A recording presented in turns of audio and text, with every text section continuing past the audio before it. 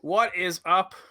Welcome to Waiting for Game, the premier Melee podcast, exclusive for the nerds of the community.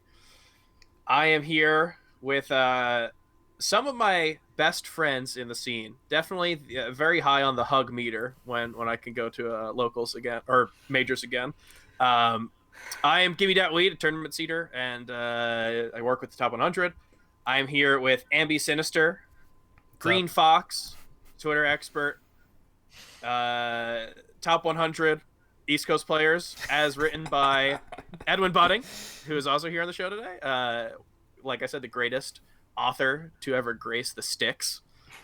And speaking of hug meter, the first person that I hug at every single tournament. I don't know how it works out this way, but my good friend Aiden Calvin. What is going on, man? Hey, what, dude? We have had some solid hugs over the years. Now that I think about it, I usually get a nice like big weed hug. Now that I think about it, like at It's Genesis, at dude, Evo. no thought goes into it. I see you, and Yes, I immediately, it's like I can't even do it. It's just stimulus response. I see you, and my arms just open up, and I run over to you. I remember seeing you at the Evo 18. 2018 after party, and I was so happy to see you. I just like ran over and gave you. I Evo 2018 after party is very funny. So we got invited to the Smash GG after party, and Patty, he greets us, and he says, "Hey guys, we ordered like we got a lot of kegs, and we need, if we don't get rid of them, then we're just gonna have to toss it. So we feel free to drink it. We need to get rid of it." And I take this as like a personal mission. I'm like, Patty is my friend. I need to help my friend out. I need to drink this beer. Dude, that party was crazy. That was the dream. Wait, that was the Dreamland house. That was 2017. That shit was crazy. No, We're talking I don't know what the 2018. Dreamland House is. 2018? No. Yeah. Yes. Oh, dude, there was just more than one party that weekend. Yeah. What? In my head, I was thinking of the one at the nightclub, like at the end of the tournament, in esports arena. Oh yes, no, but I remember you're that. right, dude. That party, the Smash GG house party that year was fucking insane. Dude. It will never. Yeah, no, nothing's gonna touch it. Did I tell you do you know the Heartstrings story of me and Heartstrings at this tournament at this No. party? Oh yes. Yeah, dude, Yeah. it was so my funny. God. I was playing friendlies with Heartstrings, and it was like 3:30 in the morning. He was just blacked out. We were playing. He's like, "Dude, I gotta go to the bathroom. I'll be right back." And he leaves, and he does not come back. And like I'm sitting there by myself on the setup at this Smash GG party for like 20 minutes, and I DM him, and I'm like, "Dude, are you gonna get your stuff?" And he's like, "Oh no, oh fuck, where are you?" I was like, "No, Heartstrings, you were just here." Dude, he blacked out, if I recall, and puked on our front lawn, like on no. like the Damn. fountain. And he lost something. I can't remember if he ended up losing his phone or something, but basically like had to be carried home from that party eventually. And then it was a big fucking thing to find Heartstrings' phone the next day. And it was also, we had to solve the mystery of who puked on the lawn. Turns out it was him the whole time. Man. Oh god, I remember brutal. that. One of the Yeah, I great think players to grace I think I met Michigan. Heartstrings at that party also. He was like really happy to see me. I remember he like pulled me in. And just for reference, we've talked about hugging a lot on the show. I'm not really a hugger. I don't consider No, myself I don't think a hugger. I've ever gotten a hug from him. No, definitely not. So it's just not my thing. So he came up to me, he put his arm around my shoulder. He's like, "Yo, you're Edwin Budding, right?" And I was like, "Oh yeah, you're Heartstrings, right?" And he's like, "Bro, I love your column so much. I read that shit every week. It's awesome." Just imagining this in Heartstrings' voice. It's 10 times funnier. Yeah, exactly. And I was like, "Oh yeah, man, that's really cool. I like your Sheik." And I asked him, I was like, "Oh, you want to play friendlies or something?" He's like, "Oh no, man, I gotta play." I promised someone else. I was like, "All right, sick, dude." Like, those are the things. And then that literally, so that was what, Saturday? That Monday Saturday. you wrote a column and you were like, "I don't think HPOC should have been playing beer pong on Saturday night." Dude, you narked on Hungrybox. I remember this. Hey, It was thinking so he was funny. gonna It win or was- whatever. It was low hanging fruit, okay? No, So funny. Heartstrings, amazing person. Also very funny. He recognized me. So Ambi and I were in the corner tweeting. As we do. That's just how it was. And Ambi talks about how like no one recognizes him here because he doesn't look like a Fox doing Invisible Shine. And I was like, dude, this was after I changed from the fabled Kanye West profile picture. I was like, my profile picture is my face and no one recognizes me. And then like immediately after hitting send on that tweet, Heartstrings just like, you're wheat, right? Dude. What You know an what amazing that man. it kind of makes me think of is there's kind of this like horde of like good friends and good players who over the course of like the last year and a half, like I just have not seen at all, because like we used to be kind of united at least every 6 months at these big events. And not everybody kept competing like through the Slippy era, right? Like every people like either retired or like are waiting for in-person events to come back eventually. Like with Heartstrings, I think it's because he's in law school and he's just like Right. really busy. Like he wasn't planning on playing a lot anyway, but then like this whole year happens, right? And there's just kind of like a lot of people sprinkled around the country who are really really good and really talented at the game that I'm like curious if they're going to come back like when we finally settle into events again. Yeah, man. No, I think you're right on the money. There's a ton of players who we talk about this all the time, waiting for game, and even more just in random DMs about how many players there are that like have really just been so good for their entire careers, and we just haven't seen it. One thing that we've seen bring players out of the woodworks has been the open qualifiers for Slippy Champions League. I mean, Summit Champions League. I'm a big fan of Scar, so I had to do it. Dude, yeah, dude, you guys recognize that. That was so funny because it was like literally Scar's first and only week out the gate says the name of the tournament wrong. Just immediately. It was so, dude, in the production room, I did this. I was like, he said it, and I was like, oh. Like, but Yeah. it you know, all worked out. And I think people are really happy to have Scar there, so. Dude, he was amazing. It was so good to see him. And yeah, I mean, he is someone we talk about players who don't play on Netplay. He is someone who very rarely does any commentary for any Netplay stuff. So getting to hear his voice again, really, like, I mean, SCL just feels so real. I mean, it's what you do as BTS. It's the players taking it seriously, and it's people like Scar and stuff donating their talent. Scar, Slime, of course. Yeah.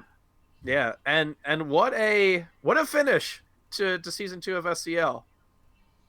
Yeah, it was crazy. Yeah, the whole thing was a wild ride. I really feel like, do you know when like there's kind of a good period of Melee, it's almost like this kind of fire in the air around the way the game like feels and the way you follow it. Like you can tell there's like an upswing in like sentiment about the game and interest. Like it's just like a good time to be into it and be a fan again. And we go through those like lulls and like those like peaks. You can tell like when the scene is kind of like on a decline and when it's going up just by kind of grasping it, not even necessarily looking at any stats or anything. And I feel like we're in a really like good up period right now. Yeah, just to kind of add to that, one thing I want to mention is that I think there's like usually at the end of a really big tournament series or at the end of like, at the end of a build up, there might be a bit of like resolution, right? Like it feels like, okay, we've gone through this really awesome period. We know what it is. I wish that could happen again.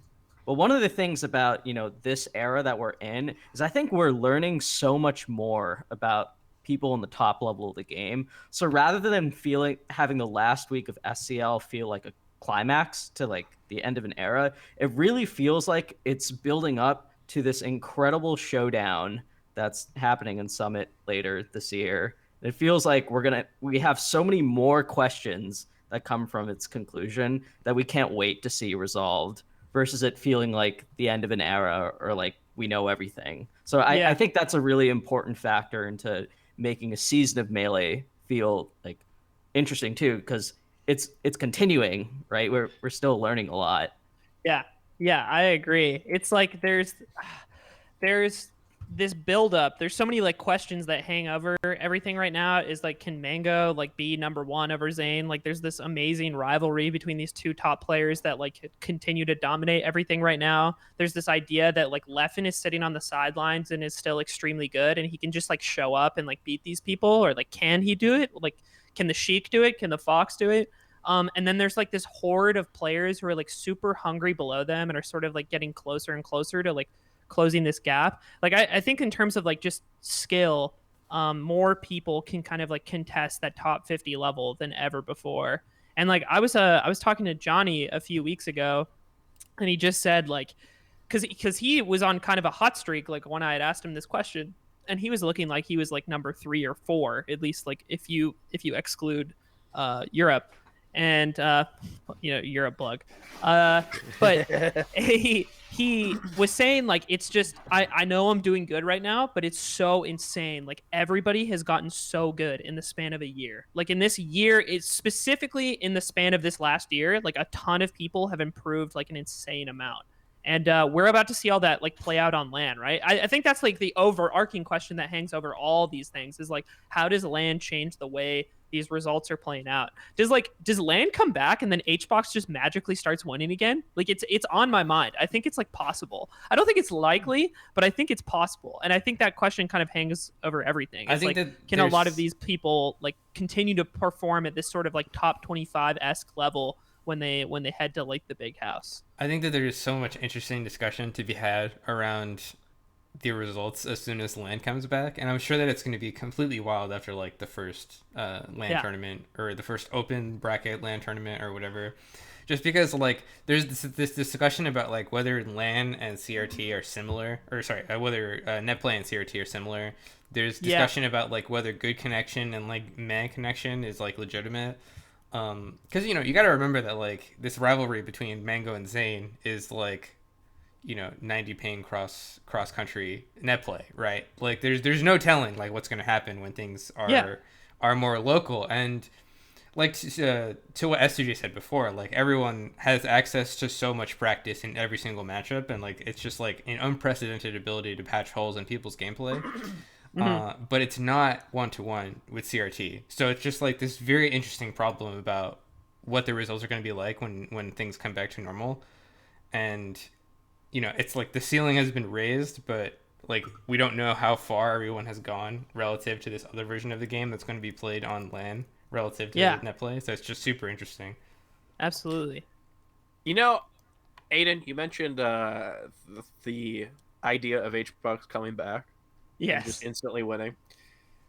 So this is going to it's all going to tie together. Recently I got vaccinated. I got my second shot about 2.5 weeks ago, and Nice. after that 2-week period, they say that you should be, they call that fully vaccinated, and it is a real weight off my mind, and I know that stuff is safe, and yet I'll wake up and my throat will be a tiny bit sore, and I'm like, I am going to die from COVID now, even though it is like impossible, right? I mean, anything's possible, but like statistically speaking, this is so unlikely.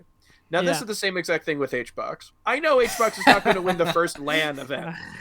And yet, in my head, I'm like, he's just going to do it. He's just going to beat Leffen and Zain and Mango. He's just going to beat them all. Yeah. It's weird. I don't want Wheat thinking that. Wheat has a unnatural tendency to call when HBox is ready for a return. No, so this scares me. That's like the part of you who you're like walking on the sidewalk in a city and you're like, what if like a building falls down on me? That's that part. No, dude, HBox, we talked about this on the Toph episode. His I don't think he's going to be losing to randos. Not that Harry Pogger is a random, but I'm not scared about him playing round 1 winners finals or round 2 pools, but I don't think that he's going to be able to beat that like top tier of players, Mango, Leffen, Zain, et cetera, et cetera. The Wizzy, I think all those players are scary from IBDW, of course. Like, I think they become less scary, but like if he is a 7th seed or whatever, or if he's a higher seed, like the fact that he'll have to play multiple of them to win an event, dude, I'm scared. I don't think he's gonna win that. But that little tiny voice in the back of my head, it's like he's gonna win. He's gonna like throw his trophy out in the audience, and I'm gonna get hit by it and die. Oh, God. I think watching his performances recently, like I think Smash Summit 10 comes to mind, and then just other tournaments here and there where he finally gets to match up against someone who's sort of at that top level. Like I think even Zain during like the first week of SCL, I think there are these moments where it feels like he could still do it, or he could still be like he used to be. The way he clashes with the people at the top level, like kind of gives them a run for their money, or like takes games. It's just this like inconsistency beyond those matchups. It's like how he's losing to everybody like below that tier now, or like how it's so weird to feel like at any given moment he can sort of like clutch out this like set like he used to, but also he can lose to anybody in this sort of like top 50 sphere. It's just very awkward because like he dominated our game for so long, right? Like him and I think in a lot of ways like became like our new Armada in those like years where it was just like, well, HBox literally won't lose to anybody except this like small list of people. And now that's changed where like he's losing Puff Dittos to Dawson. Like it's very strange. Aiden, have I shared with you the HBox horseshoe theory? No, I don't think so. So, horseshoe theory is the idea that there's the center, and then you go opposite directions, and eventually, if you go far enough, you'll kind of meet in ideologies. Yeah. So in the center, it's like any top 50 player, and then the one end is Zain, IBW, Mango, Leffen, what have you, and then all the way on the other end is literally any PR level floaty. I truly believe if he has to play SFAT, I think that, dude, I am betting whatever dumb crypto eventually is going to pop up in the esports community. I'm betting all of that. Oh, dude, don't do SFAT like that. I'm sorry. We just got third at SCL. We're already starting a show ripping on this guy. If HBox's bracket is Jam Run into SFAT, I'm like, if he beats Jam Run, he's got this. Jam Run is so good. Jam Run. No, but I know what you mean. It's this weird balance where he feels like he still has like some favor, still some high likelihood at beating like all these people who are like at that top level. But when he's like, I see him facing off against like Polish or just anybody at like that kind of like next tier, typically considered below him, and it's like I think HBox is probably gonna lose here. Like there's a good chance.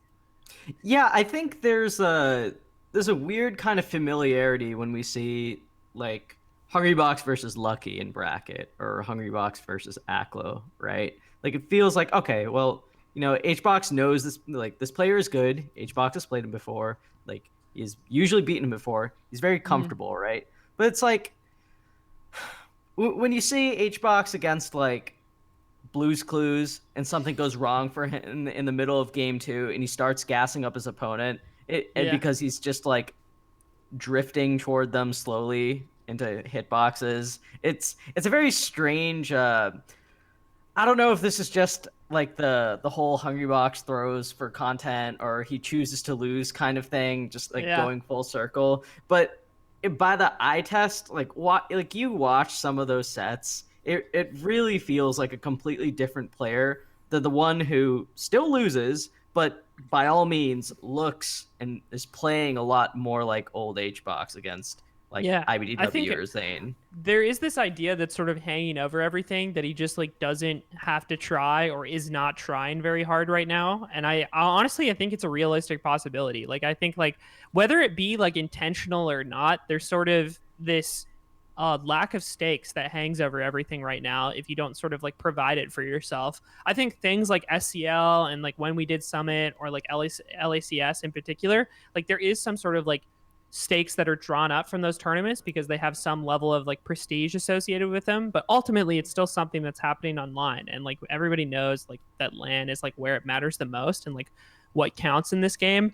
And without that, like maybe his motivator is gone. And I also think like that when you sit that many years at number 1, it's also just tough to stay motivated, right? That's why Zane's like interview at the end of SCL actually excited me so much, is because it feels like we have a number 1 player for the first time in a long time that has like a true like burning love for the game itself right now. And it isn't just about like winning, it's about like furthering like the game itself. It's about becoming he's still striving to become a better player individually and not just striving to like win the tournament. And that to not to like flame other people, because I think that's really hard to do, because a lot of people naturally in a competitive environment, like evaluate their success and their drive around beating other players.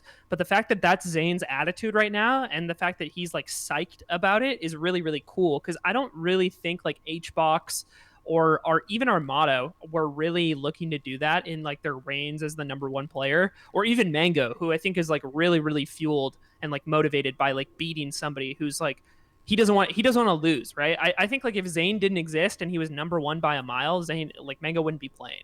But he plays, and he plays because he fucking wants to beat Zain. He wants to be the better player. Whereas like Zain is like, yeah, I just want to see like the potential of the game reached. And I think very few other players like have that attitude. I actually think Leffen might have that attitude in kind of like a different way, but I think Leffen just like hasn't been number one for like long enough of a period of time to like test it. Okay, I'm just gonna say it. Captain Crunch. Captain Crunch. He's gonna come back and he's gonna fix everything. I can feel it. I can feel it specifically because we've already seen Hungrybox like punch above his weight, so to speak, as like a top 40 net player.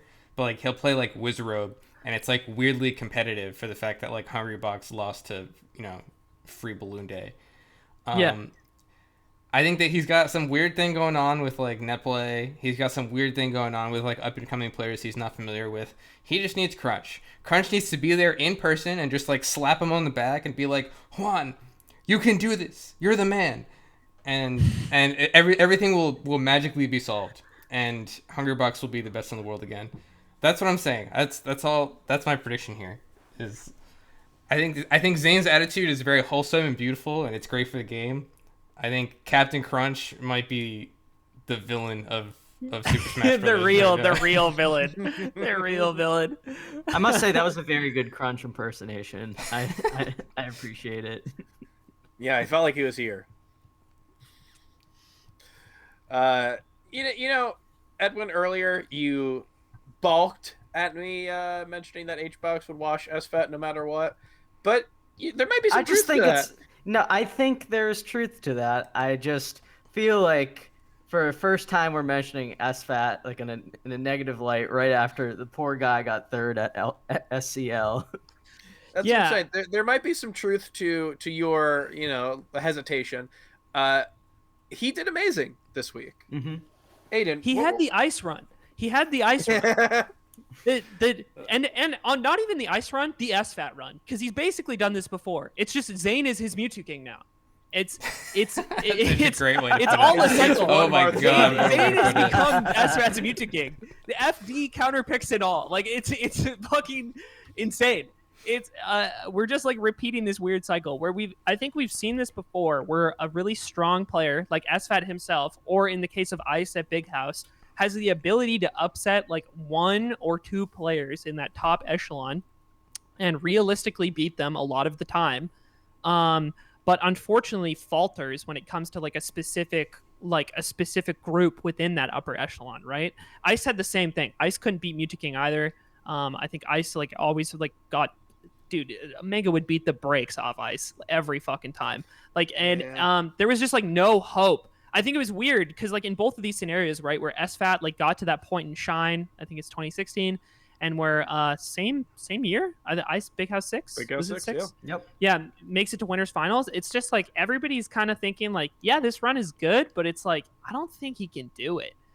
But although I had more hope than ever before at this finale, because I keep thinking about the way that Zach played against Zain at LACS, and that was the first set in a long time where I was like, he can do it.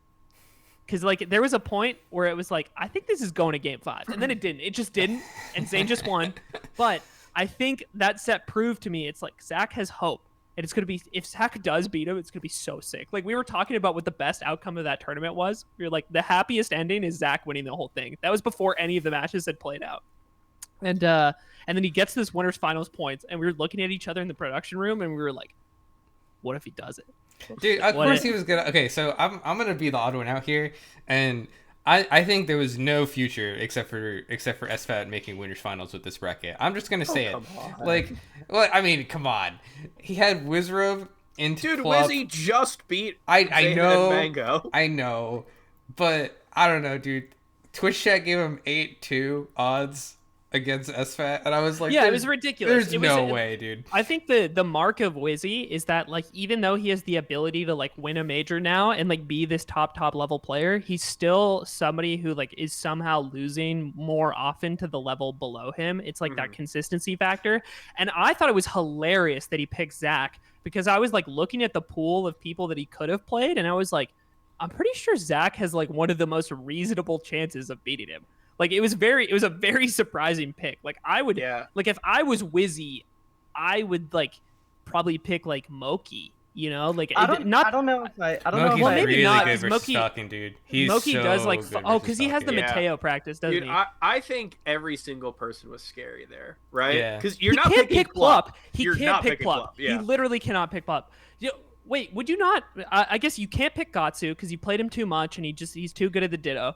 So you have to pick between the two foxes. You pick either Moki or SFAT, and I guess you just beat SFAT, so you go with that. Yeah, I well, think it's I- not that he just beat SFAT. Like Wizzy had beaten him a lot. Like It's I like don't the know past if 3 times though, and it's always close. it And was like SFAT four, beat him it was like 2 4 or years ago. 5. It was like 4 or 5. Like Yeah, Maybe I he think didn't- he SFAT felt confident. was. I don't know. When I think, has Wizzy played Moki at all? Like, have they? Do yeah, they have a Moki record? beat him in their last set. Oh, okay.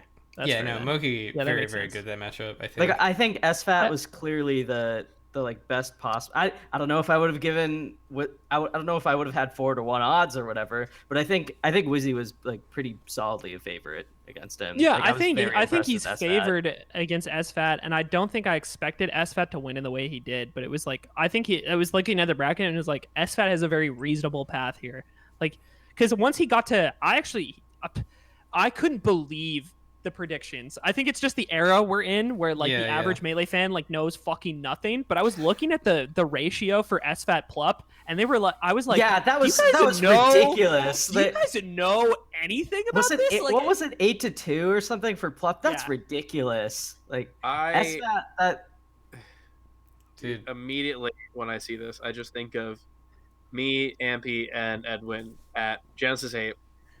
We each have cold hard cash, 2 large, let's say 2 large, and we're just doling it out. Dude, the people don't know anything. We talked about this before in the Melee Stats Podcast Discord. You get both ways. You get the old heads who don't know who Ben is, and then you get the Netplay people who don't know who 100 grand is. Red. We always say 100 grand. Red, yeah, red. Dude, we're winning so much money. You can game the system so easily when there's no actual money involved, and like people just bet without thinking. They're like, "Oh, I like Plup's emotes better, so I'll vote him." When in reality, it's like, I mean, I can't think of the last time they've played, but dude, is it in Zach's favor? I feel like it's in Zach's favor. Yeah, I think definitely. SFAT's beaten him like pretty thoroughly in the last like 3 or 4 times they've played. Yeah, you know, I will say, so this is, I really do like this showing from Plup, because even though we talk about SFAT did win, it's been different than the last couple sets we've seen with him because this was a Sheik set. Mm-hmm. Like the fact that Plup did not do what he did the past couple times where he played SFAT, which was go Fox, just like right out the gate go Fox. I'm pretty confident in that Plup. I don't know if he'll continue to go to Sheik, but like the fact that he's willing to start at that building block of just all Sheik, and then, you know, if he fills in the gap with Fox, like where he used to before, I think that's better. Because what we've seen of him in the past, that especially at Summit 10, wasn't the prettiest. So I'm pretty happy with this Plup SFAT set, even though, you know. Yeah, I mean, I just think Sheik big is so surprise hard. SFAT won. Sheik is so hard on Netplay, dude. I just feel like all the Sheiks are having such a rough time. Thank you. Slime would never agree with you. Yeah, He would never. I don't know. Maybe for region lock tournaments where you can play on one frame and not tell anyone, but like, I really think you have to be playing so good because you're gonna like react to like them splitting their legs for second place, and then it'll roll back like 2 frames, and suddenly they're rolling in a different direction, and it's like, dude, this is so dumb. Dude, just keep Captain Falcon out of Ben's path. He can. I like his chances against so many other characters, so many other players. It's so just funny. Keep him away from like Gatsu and S2J. Just like I think Max. How long as he just that Mech, matchup whatever. like becomes this problem matchup for Sheik players at a top level, and I think that's really funny because like typically like it's this matchup considered like at the mid or like low level, you consider like Sheik to dominate Falcon, and then all of a sudden like I was looking at like Ben S2J, and I was like, yeah, this is this is a rough one for him. Yeah, Like I don't expect like S2J is just so good against Sheik. I also think that Ben struggles yeah. a lot. I think he has a mind block in that matchup. I'm hearing that he lost this salt at TMT just now. So oh jeez. I think it's like there's like I think it goes mean, both ways, right? I think SJ is very good versus Sheik, but I also Ben think at it's TMT is a different Ben. yeah, Dude, I guess that's a good point. any random Maryland Fox player, not even PR, I bet could beat Ben. Any green Fox. Green Fox on a podcast. Dude, a podcaster. I bet he could lose to podcasters. No, I mean, I brought this up last week when we were talking to Toph. The fact that we have these up and coming players who do well in a lot of matchups and struggle in traditionally favored matchups, I think that's a good sign, right? Kadoran was someone who we brought up who had trouble with Fox but did well versus Sheik, and it's like, yeah, I trust a Marth player who's good at Sheik and not good at Fox to end up better in 6 months than I do a Marth player who can beat every Fox and not beat Sheiks. I think So, I get what you mean. That's a very, very understandable. It's a growing experience. You know, Ben is a super new player. I expect to see a lot from him. But for right now, yeah, dude, S2J is going to wash him. S2J, like, I think it was GTX. It might have been 2017. Dude, I think he, like, 3-0'd Swedish and ended it with, like, a JV4 or something. I remember watching it, and at the time I was like, I think S2J could win this. I was like so sheepish about it, and he just stomped him. I will say, out happens. of the, we were talking earlier a little bit about how Hungrybox should do against some of the players that he's more familiar with. I think on LAN, S2J and Gatsu are going to be still really tough. Like the way S2J trounced him in their last set, and it was like after what 18, 19 sets or whatever that Hungrybox had beaten him in a row. The way S2J trounced him made me think like this guy, like, you know, if Hungrybox goes to LAN and he's expecting to like, you know, still do well against the people he used to beat, like player like S2J is still gonna be like he's gonna have a lot of like space to make up for. Like that's not a free victory anymore.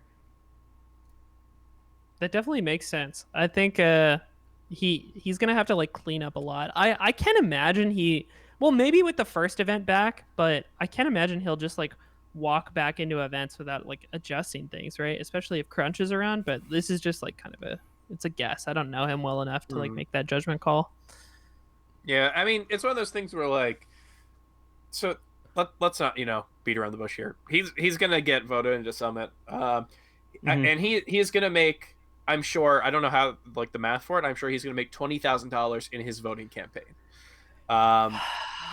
So he's gonna get into Summit. Is this the implication? Did he throw for the Summit vote-in money? For the Summit vote-in. Look, even when he loses, he wins. I'm not saying he did. I am saying he is going to like put a mortgage down on a house, or like a yacht or something. He owns a house, a small doesn't he? yacht. He'll put it Small fine. yacht. He'll get a new car. or I something. will And say something I'm excited about here is him participating in voting. Very lucrative fan base to participate in voting, I think. All right, man. Yeah, dude. We don't have monsters sponsoring the event anymore, man. We gotta make it up somehow. It's all like civil engineer students who had full rides through their college, and they're like, I don't know what to do with all this money. I'm 22 and I just got a 6-figure job. I guess I'll give it all to HBox. That's all it is. That's what we gotta get. We gotta get that crew on our team. Dude, Aiden's out here like Captain Ahab, just like hunting for the whales, dude. God. I'm looking for him. But I brought up HBox for a reason. And that reason is, yeah, I mean, like, at a Genesis tournament where that gets announced so far ahead, you know, any really big major, the first open bracket major, we're going to know about for months. And I think, yeah, with that prep time, with Summit, we are, that is in July. Well, we're going to see that in 2 months. I don't know if it's one of those things where you like immediately snap right back into it. I don't know. I've definitely done that type of stuff before with like going back to school from summer, and it's like, oh, I should do this before I go back to school, and like suddenly it's 2 months evaporate in a second. So I think that could happen with him. I don't really know if he is in like prep mode. I don't know if even if he gets into prep mode, if 2 months is going to bring him to that tier where he can win the event or get second or third. But yeah, I mean, I also think why do we keep talking about him so much? Let's Well, okay, so let's talk about SFAT a little bit, but we'll transition. So, I think that Summit is very interesting because it is a LAN event, but it doesn't have crowds. So it is sort of like this interesting intermediary between a LAN event and like what we now consider a Netplay type event, where it's like you're in a room, there's not that many people around, there's not like people cheering or like yelling in your ears or whatever. And I think it's very interesting to think about how different players who handle that pressure better or worse than other players will perform. And in particular, I'm interested about SFAT because I think SFAT has so much like tournament experience, right? But he's also like one of those players that I think does really, really well when he's like really focused and like really like he's like got everything right in his head in order to compete really well. So I am interested to see like how SFAT adapts from like the Netplay environment. He's like in his grandma's living room with the gaming chair and he's got the trampoline in the background, compared to him being like next to Hungrybox in the room, and Hungrybox is like popping off and screaming because he hasn't learned to not do that. Like, I'm wondering, like, how is that going to change things, right? Like, is the pressure not going to be that much? Is it going to be like way more just because of the one person that's there? I think this is a very interesting thing to consider about the transitory period that we're in between LAN and Netplay events.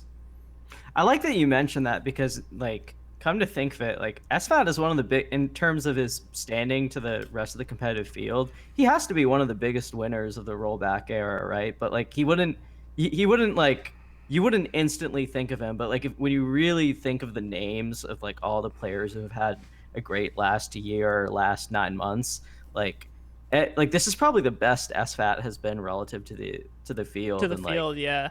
Like what, 4 years? Like 5 years? Yeah, I mean, if you were making the top 10 right now, he's in it, right? If you had to make a top 10, and I think like he's always been on that bubble, sort of that 10, 11, even what's his highest that he's gotten? 9th? 9? I think 9th. SFAT was for SFAT. No, it's 7th, right? 7th? Right? Yeah, 7th. Dude, you're right. Holy shit. I forget if it was year end, but he was definitely like the next one after Plup. SFAT at CEO Dreamland 2017 was one set away from winning the tournament, and people just forgot about it. Like what? That tournament had Music King and Plups Luigi and SFAT, I think. But he had to beat Music King and Hungrybox to get to Grands. Yeah, like, it was it's like a prehistoric thing. People just forget about it. It's like the CEO Dreamland before time. Dude, I forgot. Well, I actually did forget about this. Yeah, but Aiden, this is kind of what I'm building up to. Like, so a while ago, I ran a poll on my Twitter, right? It was asking like, who do you guys think is the best player to never win a major? And the 4 options I gave were. This was so stupid. This was like the betting in Twitch chat. This gave me similar vibes. I gave I mean I don't have the tweet on hand right now, but I think my options were SFAT. I'm shocked that you don't. It was SFAT, Hacks, Wobbles, and Shroomed. And I think, Ambi, you responded in the comments with aMSa, which I think is kind of if you value metagame contributions, I think that's an interesting and valid answer also. But within the 4 that I gave to the audience, like 46.5 or something picked Hacks, and SFAT was a distant second at like 22%. And I was like, guys, are you kidding me? This guy almost won a major. Like, picking Hacks is so insane. I think it's like purely he rides off like the equity of his fan base in a lot of ways. Like he's just like a well-known player who's like at least in the past was like well liked. like by a broad portion of like the Melee fan base. So it's just like it's a popularity contest. Like it's not so much like something people are actually so thinking ridiculous. about. It's I think obviously it's he has like SFAT a really easily. strong history, but of the pool of players like that you just listed, yeah, it has to be SFAT, right? Like, it just has to be. Well, I think also like when you think of the points against him, like weighing him within that field, it's like what are you really gonna like? What are you gonna hold against him? Like he loses to Zain and Hungrybox and like Mango. Like Yeah. compared to hacks, like if like I remember taking a look at their like head to heads against players like considered above them like in their legacy and stuff, and it's not like SFAT was significantly worse. It's than like than those other players against the top level of play, right? He just has a like they all have a few of those matchups. Like everyone at that level or lower loses to the Zanes of the world, you know? Yeah. Like it's just so unfair because he's held to such a high expectation of being like the guy your favorite like player beats in bracket or whatever, but he gets no credit when he finishes in top 8 or whatever. Yeah, I totally agree. Because think about how many top 8s he has finished in, and he's been on that like top 10.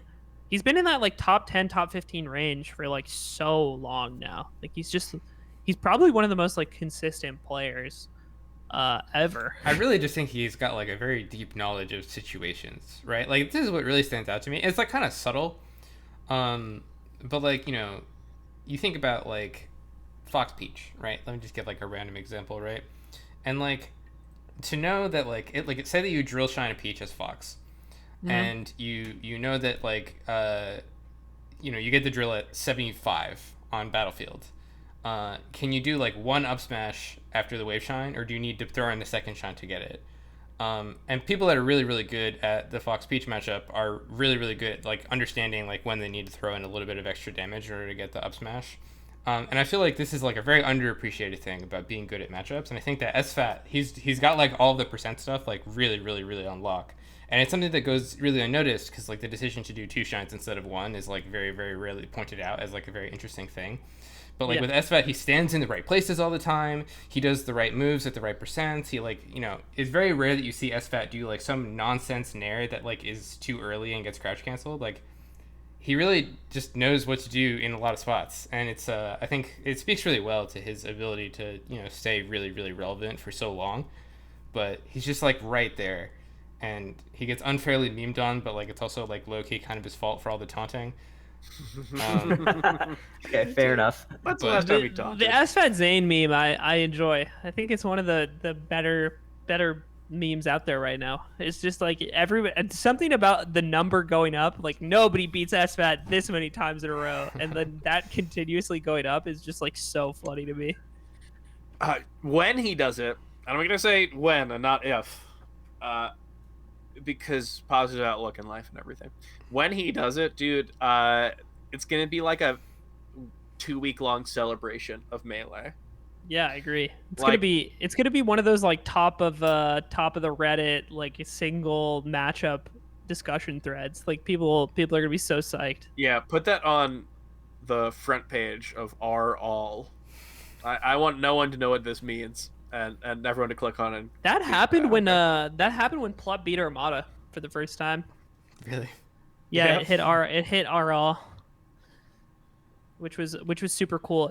One of those rare situations where we had to have someone explain in the comments to RL why this thread was so upvoted, and then somebody has to like explain the legacy of Armada, and then like why was it was it Master Calvin 45? It was not Master Calvin 45. I do not think so. Dude, you know what's funny is like gradually more people are figuring out that that's me. Not that it's like super secret, but it's just like so distorted and so far from the way I present myself on like the rest of social media that like when people realize or like recognize that it's me, it's like very like weird. It's like, yeah, it's like why does this Master Calvin guy and Downtown Sasquatch always talk about Summit like they know everything? Yeah, the Downtown Sasquatch thing is so funny because God, that thread he screenshotted, I don't know. Anyway, but yeah, I just think that was like one of the rare moments when we had like a single set reach that level of hype on Reddit. I don't know if I honestly can't think of any other time that's happened. like for a specific set. Okay, I'm gonna do a transition. You ready for this? I think it's Mhm. very funny because it's not that SFAT doesn't have the ability to beat these players. It's just that whenever he does beat these players, usually it's like, yeah, that makes sense. One of these players was Plup, who he did beat at SCL in what would many consider not that interesting of a set relative to the other sets that went on at SCL. And Plup had a very good tournament, and he ran an SFAT, and he lost SFAT, which I think is like a very funny thing to think about, right? Like he beat Mango's Fox and then immediately lost to SFAT. Which begs the question, right? Like, how do we judge Plup? How good would you say is Plup? This is interesting because it's like it's always so back and forth, and it always feels like it's super dependent on like how seriously he's taking the game and like whether or not he's like trying. He also rotates characters so long. Like I don't know. I think a lot of like the last year where he played Fox is just like, oh, he's playing only Fox, and it feels like he's just fucking phoning it in. Like he clearly like it's whenever I don't think there's ever been a single tournament where he's gone all Fox except for like maybe Shine He 2016. didn't go all Fox at that tournament. He didn't even go all Fox. I don't think so. He might have played Samus at that He did tournament play. too. Yeah, He Was went it all Fox 2017 at when all Shine Samus? 2016, I think. 2016. Yeah, 2016, yeah. okay. So that tournament, it's like other than that one, I feel like every time Plup has gone all Fox, it really feels like he's not taking the tournament seriously. And I don't know if that's like actually the way it works in his head, but I think it's like shown through results. And like any tournament where he's like trying super hard is a tournament where like the Sheik comes out at some point, or like the Sheik comes out versus like most characters, and then like he busts out the Fox against HBox to try and win that. Mhm. And But that's part this, of the package with him, though. I will say. I think I can see where you're heading with this, but like there always will be that chance with Plup that he's just gonna like go Fox at a tournament because he doesn't feel like yeah, playing Sheik. I think he's just super. He seems super emotional in that regard, where he's just like he's only gonna like try super hard and take it super seriously and like give it his all if he's just like really in the mood in the moment. I think like this tournament is kind of like Smash Summit 9. It's like basically like every 6 months or every like year or so, like of him being like somewhat inactive. We get around to a tournament and we're like, shit, Plup's still really, really good, and he can be that good on any given day. He just has this like wider spread that seems like so dependent on like whether or not he's practicing and like wants to give it a shot. Because I don't know, this tournament made me feel the exact same way Smash Summit 9 did in a lot of ways. Yeah, it's interesting. I kind of feel like Plup is sort of like introverted Axe, where he does like a lot of the same, like, I just love Melee and I want to play it, and I think this character is fun, so I'm gonna play this character today. But it's like Yeah. it's a lot less like he'll make a Twitter poll about what character he should play, and it's a lot more like I don't care what you guys think. I'm gonna play fucking Luigi at this tournament Yeah. because he's Luigi's dope. And I think it's very interesting because it's like sometimes you'll get Plup who's in the mood to really compete, and like other times you kind of don't, but like he wants to be there anyways. So it's very interesting to see like what Plup we get on that particular day. I bet we'll see more of serious Plup when we hit LAN again, because I think like the ultimate cycle is kind of gone for him, which was like the big holdup, where he was just like really practicing and taking ultimate seriously. Also becoming a very good player at that game, like a very For sure. underrated player. Where I Sure. think if he attended more things, he was honestly like a top 50 PGR player for that game. Like it was very obvious. Yeah, I think they did. Melee Stats Patron, Barnard's Loop, Wild Man. I think him and God, I don't remember what his team name is, but they did an Orion rank for like North America and one for this and one for that, like each for different regions, and it was like top 200. So he ended up in, I forget if it was top 50 or like top 60, top 70 in North America. But yeah, I mean, like you're right. He was a good player, and like seeing him devote part of his time to that, part of his time to Melee, like does affect it. He is one of those people who any tournament, I think he could win. Yeah. But of the people who I think are in that same tier, like Mango or Zain, of course, I think he's got a lower floor Like I could Yeah, see absolutely. Plup get 13th because he loses to Fiction and whoever. But I could also see him like win the tournament. So it's hard to like really pinpoint where he would be in the meta currently. Am Like I the if only one who doesn't have faith in him beating Zain anymore? I don't think like when I see him play Zain, I don't think Plup could do this. I don't think that anymore. I'm like, yeah he's gonna get fucked. Zain is insane right now. I don't think Plup. I do not think the way Plup plays Sheik right now is good enough to beat Zain right now. He's got to edge guard Zain way better. That's like the biggest. Okay, it is net play. Let's call a spade here. I definitely, like I mentioned earlier. I think Sheik is pretty hard on net play. I think Zain is clearly taking net play very seriously, and like we're shocked that Plup is starting to take net play seriously. So like let's just set the expectation a little bit here. Sure. I definitely feel you. Like if you just look at how they're playing now, but it's like like Zayn's wearing his fucking jersey to the SCL tournaments, right? True. Like he's got like his room, which is like empty except for the BoJack poster. And the Mad Villain album. Yeah. Don't forget the MF Doom album. And like, meanwhile, you go to Plup's stream, and he's got like 2 cameras, but one of them's small, and he'll like look at himself, and he'll have that camera be inverted so it looks back at him, and it's like a big meme. And then he'll like, whenever he finishes his set, he'll alt tab to Hungrybox's stream, and then just giggle nonstop. So like, we're not seeing the same level from both. It's of these a little players. different. Yeah. It's a So little Aiden, different. I don't think I would feel like it's hopeless that like Zain is guaranteed a victory, but I feel like for their next land set, given everything that we know about them right now, for whatever it's worth, I feel like there was like relative to where we used to see Plup versus Zain, which is basically like if Plup plays Zain in bracket, like he's beating him 80% of the time. Or more, right? Like relative to where he used to be, I think certainly the dynamic of their head-to-head is definitely totally flipped. But I don't think it's flipped to like 90-10 Zain. Like I think like 80-20 Zain. Probably lower than that, but I think he's still favored. This is my I saw a comment that got some like pushback on Reddit. This is like sort of related. That someone said that Zain is scarier than Armada, and then naturally people disagreed in the replies. But I believe that Zain is the best at melee that a player has ever been right now. Yeah, dude, you've seen Spud like take a bunch of games off of Armada in a Melbourne apartment or something. I've heard these stories too much. Yeah. You've seen too much of Armada. It's true. It's true. Zain, Spud. God. Why Armada, did I do this? Armada has to play Peach, if Armada had to play Peach, and Spud was at his peak performance, Spud wins 100%. 100%. Why are we? No, but this is the thing. Hey, this is the asterisk. If Armada switched to Fox, he wins the set.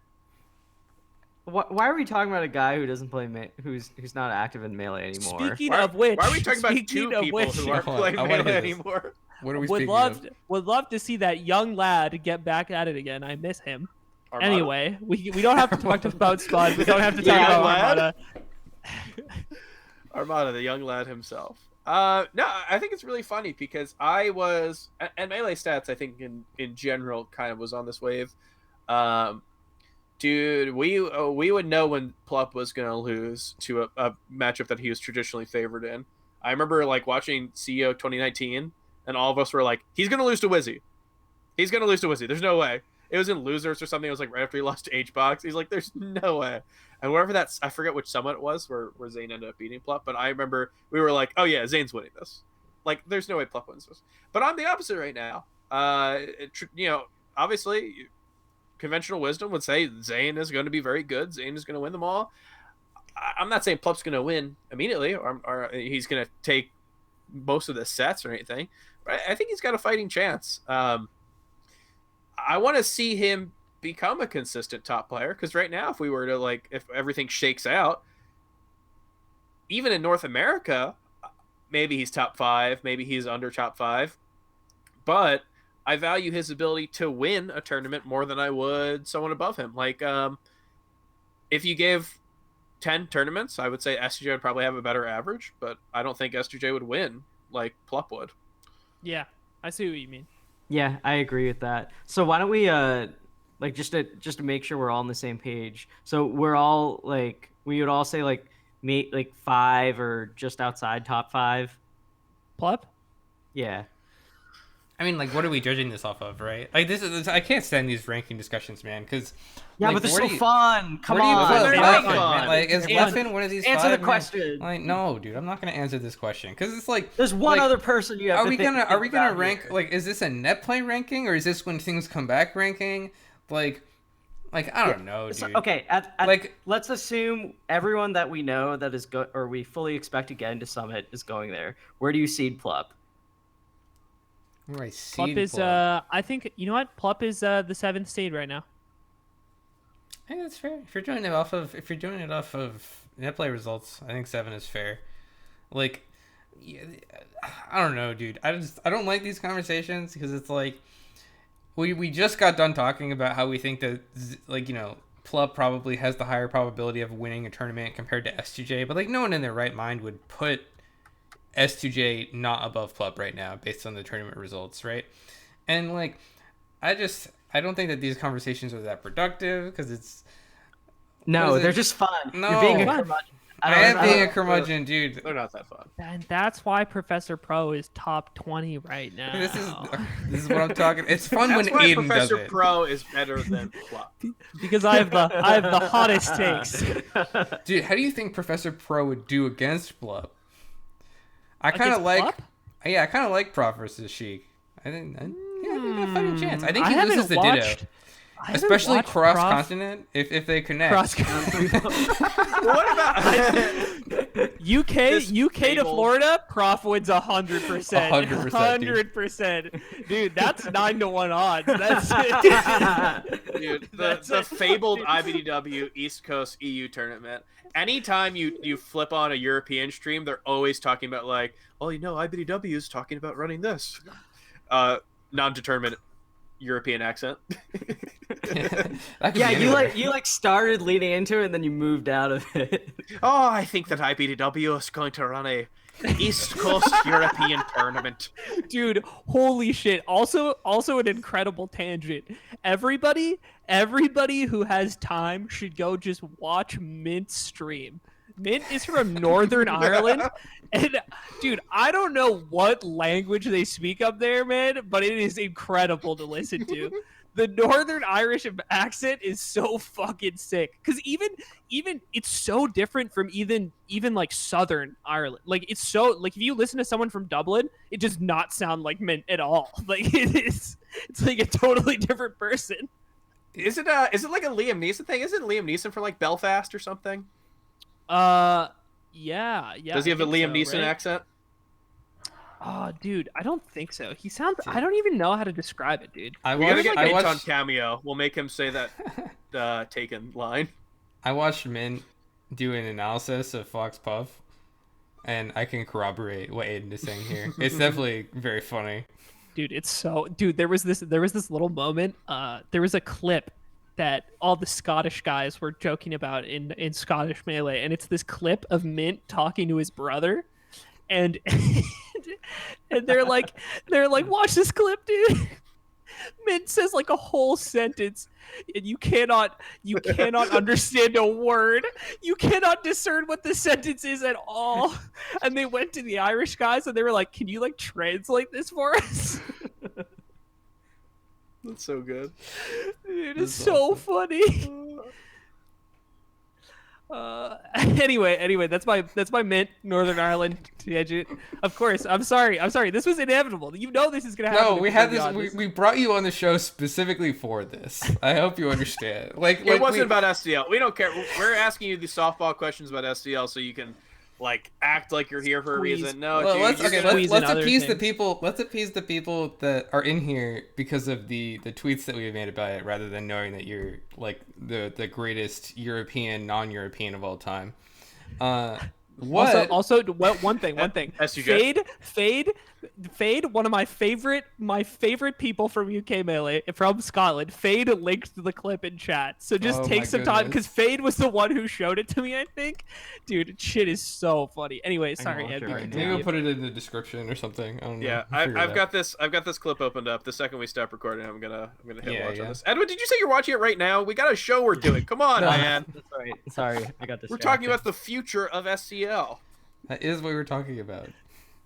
The future. When does Mint get invited to SCL? Probably not anytime soon, brother. I think the only thing is I don't know what the future of this league looks like, if I'm being honest.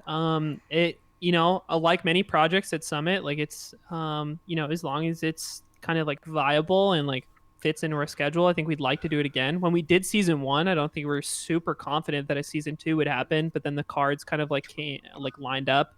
We really needed like projects to kind of fill this space in spring, and we wanted to do something like Smash related before Summits came around, and it just like all came together in like a really nice way. And I think the league itself has like really established itself as something valuable after this season. I think like season 1 it got like praise and like people liked it, but I think this season in particular was super well received. I'd also like to note that the peak viewership collectively for this was the highest an event has been since Smash Summit 9. Oh yeah. So like this peaked at 65k concurrence across like all the streams. And Smash Summit peaked at 54 and LACS peaked at like 56. So this is like 10,000 more people watching the finals of this one-day league, right? This doesn't have the benefit of having the ramp of like a weekend building up to it, which is a lot of like what builds Twitch viewership is like your days leading up to the finals. So I think that's pretty incredible. So I'd just like to note that, like, not as a way to like congratulate myself or something, but more as a marker of like the more as a marker of like where the game is at. I think this is a really it speaks really well to the game, and it speaks really well to this league if we're able to do another season. I think the big question is, with LAN back, does this league being online really have its same place anymore? And can we do this offline? Like, is it viable? Could we do something like this league offline? Because I think if we were able to, in the ideal world where you had unlimited money, doing this league offline would be sick as fuck. Like, that is what I would want to see. But it's just, I don't have like the clairvoyance necessary to establish like what's going to be happening that far in the future. I know like we have a lineup of Smash events this year. I think we're going to announce like everything like within June. So you'll kind of see like what the rest of the year's schedule is like, but no like commitments or like promises about a season 3 of this league yet. Although I think we really want to, and I think season 2, like I said, strikes a really good tone for like what this league means to the community going forward. The absolute gall of you sitting in Ludwig's house and saying, "If we had infinite money." I'm not Summit, if Summit had infinite money. I think the we is important here. It does a lot of work. If Summit had infinite money. Yeah. I'm sure like as you are saying this, Ludwig has just made $50,000 for like making doing the Pog emote or something.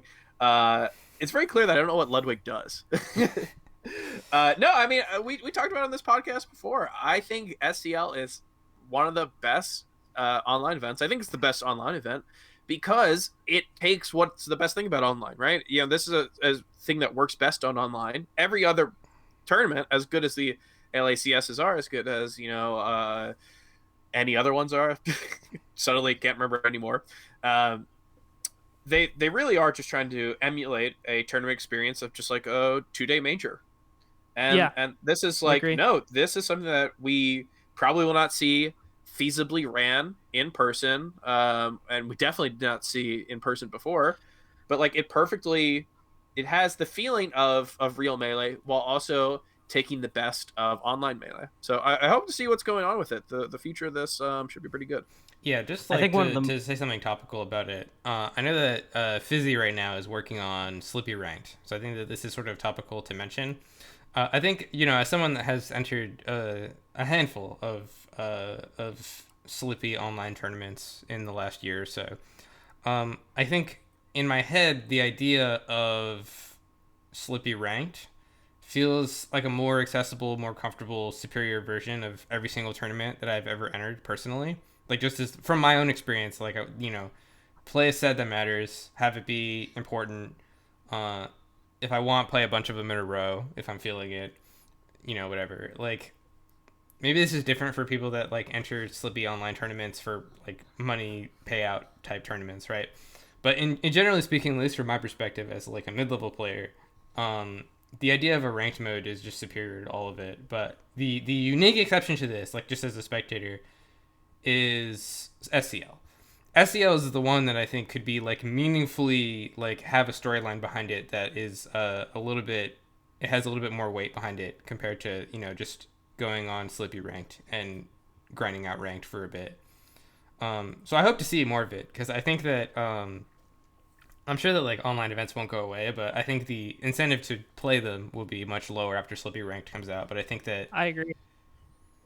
Yeah. Yeah, the only thing I wanted to mention, just alongside what Ambi was mentioning, was the fact that I think SCL gives us a really good opportunity to see like deep runs from players against talented, just against like a field that they normally wouldn't get an opportunity against, right? Like I don't know if we get to see Daki defeat Aklo and go on a huge bracket run for a offline series that builds up to something else like we do with SCL. Yeah, building that's up to... actually a really interesting point and that I hadn't really thought about as much. But you know what? It's actually kind of like how everybody knew and sort of, if I may, overrated Cal because there was an amateur tournament at Red Bull Gods and Gatekeepers that everybody watched, and he won that tournament. And it was a rare circumstance where sort of a lower level tournament had a shit ton of viewers, and it sort of inflated the perspective of Cal like for the following like year or so. And in a certain way, and like not unjustly so. Oh, my bad, I didn't know that. So she was like really good, obviously, and like won that tournament, and that was like really really dope. But I think it was a tournament that like plenty of people, in terms of like the skill base of who had entered it. Like all of those tournaments existed all across the country. Like if you could take like a lot of similar level tournaments and like give it the same audience and sort of had the same plus side to whoever won that thing. And then this is kind of the same thing. Like Daki is a player who has been like decent for a long time, but this like type of tournament structure where everybody watches the qualifier the night before gives that person such more notoriety. And I think that's a really, really cool structure where those sort of like top 40, top 50 and below players who don't get a huge spotlight most of the year, who travel through the bracket, even if it's really deep without you really noticing their sets because they didn't make it to top 8. Those people rarely get chances to stand out and develop fans and like be complimented as like good players. And I think that's really, really important. Like that helps like build the scene. And this is I didn't even think about it like when we were putting SCL together, but that I think that's a huge plus of like the structure of how this tournament works. Yeah. I think that having this type of tournament feed into something like a compendium for a LAN tournament is really interesting because there are players like Ben who are very, very good players, and if you aren't like super lost in the bracketology the way that all of us are, maybe you are not familiar with Ben, but like Ben doesn't travel. Ben can defeat Hungrybox in Netplay tournaments, and then everyone knows Ben, and then Ben enters Genesis Compendium and is like, hey, I'm that guy that beat Hungrybox on Netplay.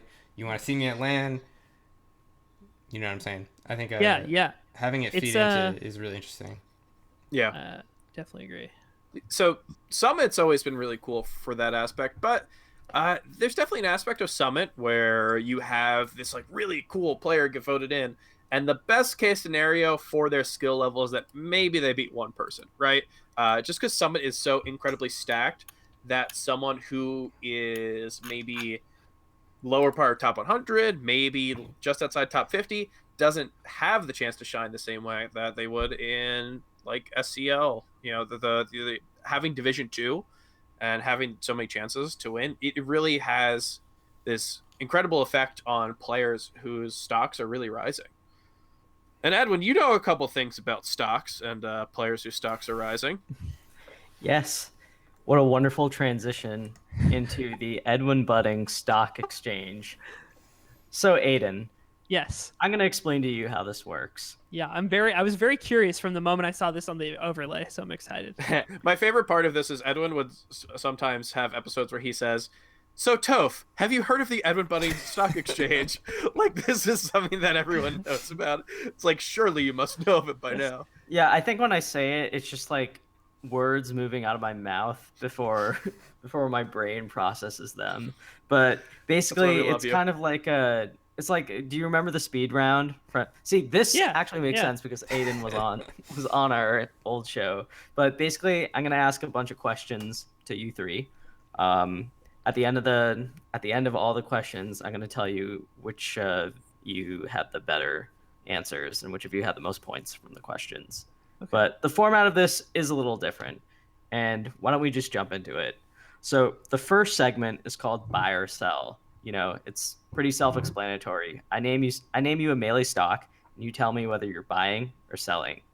Mm-hmm. So we're gonna start off with the reigning and undefeated champion of the Edwin Budding Stock Exchange. Wait, tell me, 2 times. are you buying or are you selling aMSa's performance at Smash Summit 11? You know what? I'm gonna buy it. I think that the constant waning and waxing of aMSa is that like we're always like he can't possibly still do this, and he does it. So my brain is saying there's no way he would perform well at Summit, but considering I've said that like 8 times in my life, and each time he does well, I'll buy. Why not? Aiden. Depends if Sane makes it into Smash Summit. No, but I'm buying. I think he's obviously well practiced right now and grinding really hard for this. And I think everybody is going to really, really struggle because there's just no Yoshi practice. Like, there's no Yoshi practice anywhere like close to that level, in my opinion. And he's also someone who's just too far away to practice with. At best, you could be like on the West Coast doing like 3 frame with him if you wanted to. So I don't think anybody's going to be prepared because like he's just been gone for so long that matchup is going to be really hard for a lot of people. And aMSa, finish it off. I am going to sell. I'll be the guy. I'll be the guy that says it. I think that the Yoshis that are in the Netplay landscape right now are accessible to everyone in the United States. I think they're very good players. I think they're strong. I think they're capable of defeating Hungrybox. I think that everyone will be a little bit better against Yoshi compared to the last time aMSa was super, super active as a player. And I think that aMSa will do quite well, but he's, been absent from the greater Netplay landscape for quite a long time, and he will need to readjust. And all of his experience is mostly against people who are experienced versus Yoshi. So I'm a sell, but only because he's overvalued, not because he's going to do bad. All right, Aiden, for the next buy or sell question, I want you to tell me, buy or sell exclusive Netplay doubles tournaments? Sell. It's like, it's one of those things where it just sounds super hot and super cool. Like when you hear about it and you're like, yeah, fuck yeah, there should be doubles tournaments. But it's just like everything else to do with doubles, where people say they're psyched about it and they don't tune in and they don't enter, and they're not going to enter now. I don't know why it would change. aMSa, what do you think? I'm a sell because doubles doesn't work on Linux yet. So I can't play it. I'm mad. Vindictive sell. What do you think? I'm gonna sell. Doubles is people who like doubles are like perpetually third on their state PR, and it's always like a Peach and Sheik player, or people who have listened to way too much Drug Fox, Or your web wipe. Who perpetually third maybe. All right. There's definitely a doubles player. aMSa, I want you to tell me, are you buying or are you selling the 2021 Melee tier list? I'll buy it. I really thought it was not very objectionable in ways that are important. Like, I think all the low tier players are mad and like, oh no, the 23rd character totally should have been 20th. But like, I think that, the only really thing I could think of as like actually wrong maybe is Falco and Puff maybe being switched. but like they're close enough. They're in the same tier. I'll buy it. I think it's fine. I think it will not change substantially. What do you got anything to add, Wheat? I'm buying, and it's not so much as me buying the tier list, it's more as me buying the wonderful articles that accompanied it on pgstats.com about the B plus tier and Captain Falcon's performances. Also, Ambi, do you think Falco should be above Puff? No. Hold on. I want to move on. I want to move on to. I want to move on to Aiden. I don't think Ambi should get the point because I don't think he knows what the tier list is. Dude, who's above? Aiden, are you buying or selling? I'm selling. Are you kidding me? Look at the character that's number 1. That's a good point. And look at how it's not Marth. Are you kidding me? You think we're not going to be in 2025 collectively agreeing that the best character is Marth? I can't believe this. Aiden's a Sheik player who acts like he's a Falco player. I cannot believe that Marth is not number 1. Aiden's sitting down with a bunch of spacies and he's like, "Man, I hate Marth," right? And everyone's just looking at him, just fucking. All right, so that's the end of the buy or sell segment. So this is going to move on to the second segment of the stock exchange. This segment is called "Is It a Bubble?" I'm going to name something, a stock which is seemingly at a very high valuation right now, and you're going to tell me whether it's a bubble, aka destined to crash, or not. So Wheat, can you tell me if LACS is a bubble? LACS is not a bubble. Are you seriously betting against Ludwig in 2021? He's gonna like somehow stream on the moon or something by the time I'm 30, and you want me to bet against him? No, this is like the least bubble I can think of. Aiden? It's not a bubble. I have too close a view on the inside. I think it's definitely not a bubble. I think there's going to be so much more. Ambi? I think it depends a lot on your definitions of bubble and your definitions of LACS. Like, what about the definition of is? Like, I don't know. I think like Netplay tournaments might be a little bit of a bubble, but Ludwig is certainly not a bubble. And like, you mean the entrance? Like maybe the entrant number goes down, but like as Ludwig's gonna go up. I don't know, dude. I think it's LACS has had static 64 players, except for the first one. Oh, dude, I'm a fraud.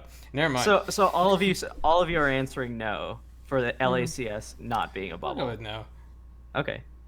Aiden, I want you to tell me, is Plup Sheik versus Mango a bubble? Oh, this is hard. Shit. Wait, it's not a bubble. Okay. It's not a bubble. He's been doing it for too long. I think that's the thing. Is like in a similar vein, like to what we've been discussing, is like he just ebbs and flows, and he's always able to like make it to the top. Like his skill ceiling is just so high. And I think Sheik in particular, like when there's no one else like as good as him, like pushing someone like Mango, albeit people are very close. I think we're in a good era for Sheik. I think it's just one of Mango's like weaker matchups, and I don't see Mango patching that up anytime soon. Ambi? I feel like it's not rising fast enough to be a bubble, so I'm confused by this one. Maybe if it was a buy or a sell.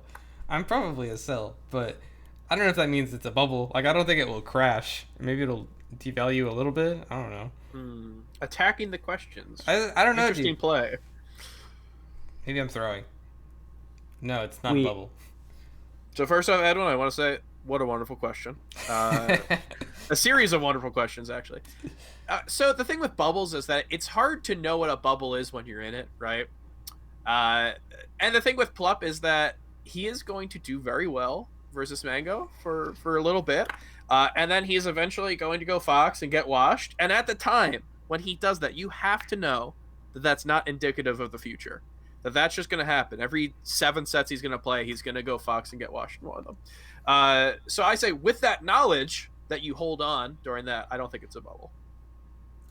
Okay.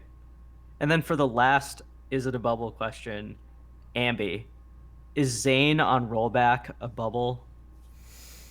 like continuing on rollback or Zain right now? I don't think Zain is a bubble. I think Zain will be very good. I'm not going to attack the third question in a row. You're messing me up here. I think Zain will be good after rollback ends. I think other people will also be good and maybe a little bit closer to Zain, but he will remain the number one player. aMSa. Wheat. Zain as definitive number one, like Armada level, Ken level number one, I think is a bubble. I think there's so many killers out there. Like if you gave me, like the fact that he would have to play a bracket that would have Lan H-Box, like if he has to play a Hot Mango, if he has got to play Leffen Sheik, if he's got to play Plup Sheik or Wizzy or whatever, yeah, I mean, I'd probably have a hard time saying he's definitively number one, going to be like winning 9 out of 10 majors or whatever. But Zain himself, I feel very strongly about him going to the next year. Dude, Axe? What the hell? There's like the list of players who I think are scary for him at even just like a 30% level, I think is pretty high. So as definitive number one, I'd say that's a bubble. As number one player, no. As good player, no. Aiden, you get the last word. It's not a bubble. It's not a bubble. I don't think anybody in the modern era of the game, maybe, okay, so nobody since 2015 has, or maybe 2016, nobody since 2016 has wanted to win more than Zain than right now. I think. I think he wants it too much, and he has the work ethic and the drive and the passion for the game to back it up, which is like so very clear. Like, I mean, he won Genesis, right? Like, I think that speaks a lot. Okay.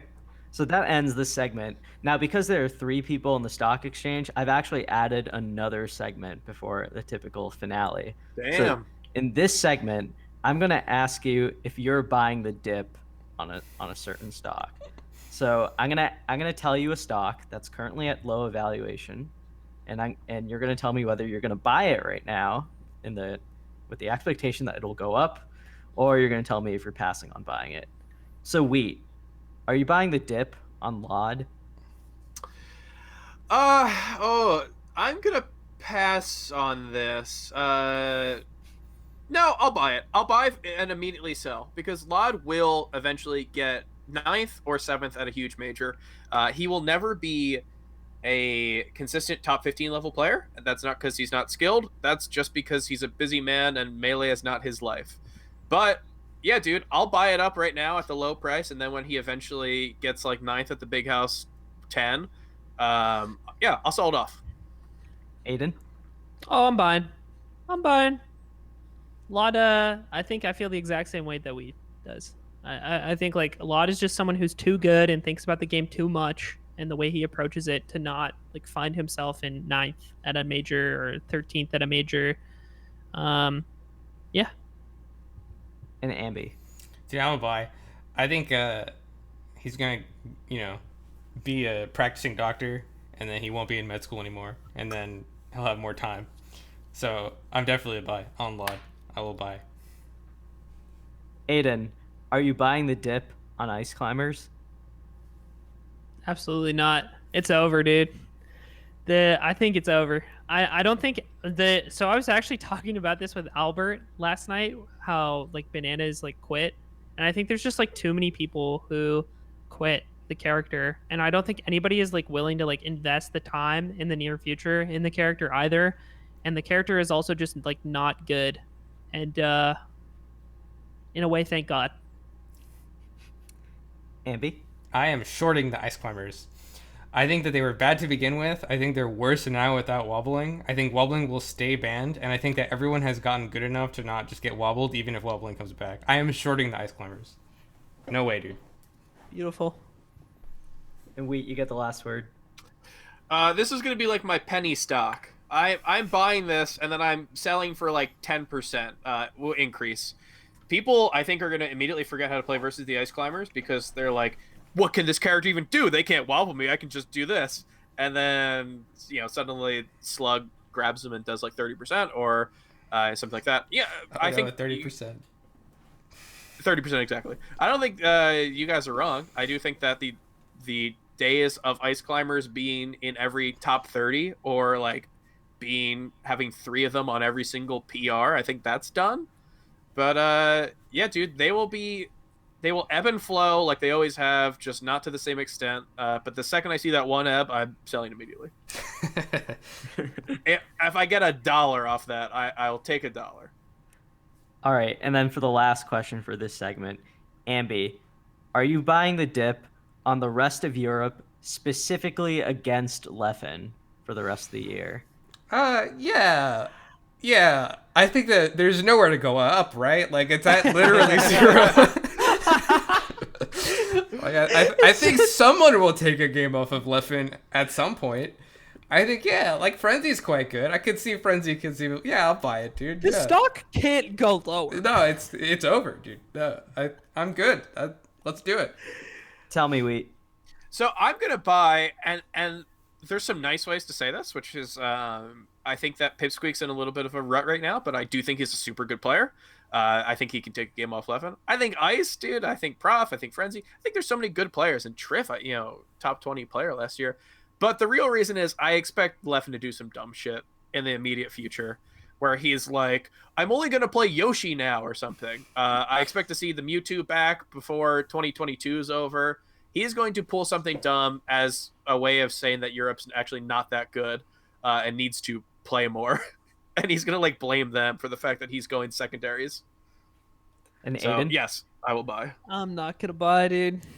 I think there's just no, and I love them all. I really do. They're all personal friends who I believe in. I all believe in them. But can you honestly look me in the eye right now and not tell me when Leffen is actually trying that any of them have a shot? To be clear, Leffen would be doing this to everybody in North America except for 5 people, in my opinion. So that's my take, is this isn't because Europe is bad. This is why it was so mind-blowing to watch him. Dude, he washed Frenzy and Prof, dude. It was bad. They are so good. They are such good players. They're so good at the video game. And that's what happened? Okay. That ends the segment, and it leads us into the final question in the final segment, called Market Watch. So, Wheat, which player outside of the United States, Canada, and Europe would you like to see get voted into Smash Summit 11? HP. I do not understand what HP does in terms of character choices, and I would like to just get any closer to figuring that out. Because I think his Yoshi and Fox are amazing. I don't really know what's going on with the doc, and I'm sure by the time that this airs, he will already have played 5 more weird characters in tournament.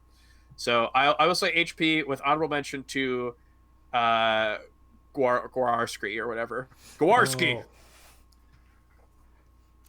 Aiden? Sora. Of course. Sora, I think he's so good and he cares so much and he's so driven. I think he's someone he's probably the only player I think he's the only player that does not live in NA or EU who could be top 50 right now. Except for Spud, who already did it, Or I guess Japan, aMSa. I forgot about aMSa. But I think he's the only player who hasn't already reached the top 100 that could has the ability to do it at the moment. All right, Ambi, you get the last Dude, word. I can't believe we gave an honorable mention. I was gonna say Głosowski. I just want to know. I guess if I have to pick one, I'll pick Lag. Lag is a good second for me because I think Lag would be very funny to see on LAN. Because Lag on LAN. But Głosowski, I think, is so interesting because, I just feel there's no way it's actually true that he's a good player.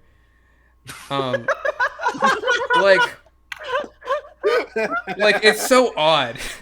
I just see him, on the ledge, and, Mewtwo can do, an aerial interrupt from the ledge and get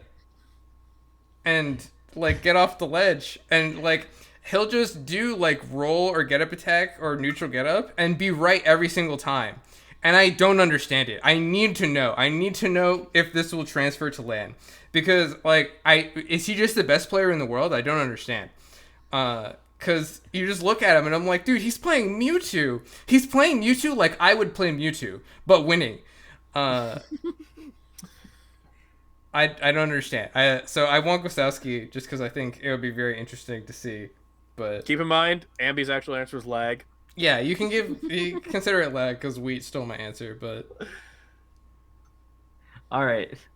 All right, thanks guys for playing. The final tally is in, and with the score of 5-4-1, Ambi Sinister is the champion of the Edwin Budding Stock Exchange. I didn't deserve to win that. I'm sorry, Gostowski, if you're listening. Dude, That came out way. You were getting facts wrong. You were saying that the questions were bad. No, dude, I didn't deserve to win that. It definitely came out way more aggressive. Do you want to give your minute of time? Aiden only had 1 point, unfortunately. All right, you don't need his to. answers were good, but I'm Ambi, right, but I'm right, and I'll live by that. My trust in myself. Ambi, you get your minute. Talk about whatever you want. Okay. Can I get 30 seconds? I have a burning question. Yeah, you could. So I will begin by saying that I'm okay with taking only 30 seconds, and I will issue my official apology to Gostowski with my 30 seconds because I definitely think that came out way more aggressive than it was in my head. I definitely want to acknowledge. I think Gostowski, that won you. Yeah, I definitely also feel really bad that this is why I'm cutting it down, but I definitely think that he's a very good player. I think that he confuses me greatly, and I was confused when I was giving the answer. So I'm sorry, Gostowski. I'm sorry, Wheat, for stealing your point at the very end. This is no, you didn't steal anything. I'm stealing 30 seconds from you. Go for Hi, it. Aiden. Hello. Are you looking at my screen? Yes. Are you looking at my camera? Can you see this right here? This hat? Not the Bernie hat. This one? Yeah. Yes. Did I do this? I DM'd you, and I said, I need a Slippy Dad hat. And I had no response from you. And then, like, 2 months later, I see a Slippy Dad hat on the Summit 10 Compendium. Was this going to happen regardless, or can I take credit for this? Regardless. Sorry. Okay, well, I think that I must say, I I'm a was little an surprised. integral part of this. I'm a little surprised you picked HP and not like Shape, the actual number one in the region. Chape? Yeah, I mean, His tag is not Shape. No, no. I thought it was doesn't, Chape. dude. No. I thought it was Chape, but he like No. literally told me he pronounced No, it like. dude, this is like when you have like a kid in your high school whose name you can't pronounce, and they're just like, just call me this, just call me Sam instead. Like, it's just making it easier. He himself said everyone says Chape, so he just accepts Chape, and he tells people to call them Chape, but it's Chape. I said Chape for the longest time, and he said, "Okay, whatever." I'm surprised you didn't Also- pick him. Also, as Aiden mentioned, whoever Sora, I forgot that Shunsuke would have been a great answer, but Shinsuke would be a great answer. I think Shinsuke is so sick, dude. yeah. I'm so biased. I'll say it. Biased And by I mean, what? it's Zoma? Zoma. Hey, speaking of, me of too. Just That's the- a name I haven't seen in a the way while. I view Shinsuke is like he's like from my scene, right? It's like I played Shinsuke at like one of my first tournaments, so that's why I have the bias. Is like I just want to plug because I think he's really good. and yet you picked Sora. Yeah, that's because Sora's No, better. I do think that the question's kind of leading you to believe that it's like a tough one because you have to select from this group of players that is not traditionally seen as really good. But I mean, I think those players are great. Like Japan, I think Australia has some good players. South America and Central America, I think, have some really incredible players. So he tried to trick us. He tried to turn us all against each other. But, Did you guys it just see made us did you love the guys scene more. see that thread about Excel Zero recently on Twitter? I can't remember who posted it. No, it was but you've a piqued my interest. It was a reminder. Somebody was playing Excel Zero on Netplay, and it made me remember. Holy shit, Puerto Rico! It's still really good. Probably they just haven't they have attended a- anything in a fucking eon. Mm-hmm. All of Central America in general is like way better than like I think a lot of people know. Very underrated think- region.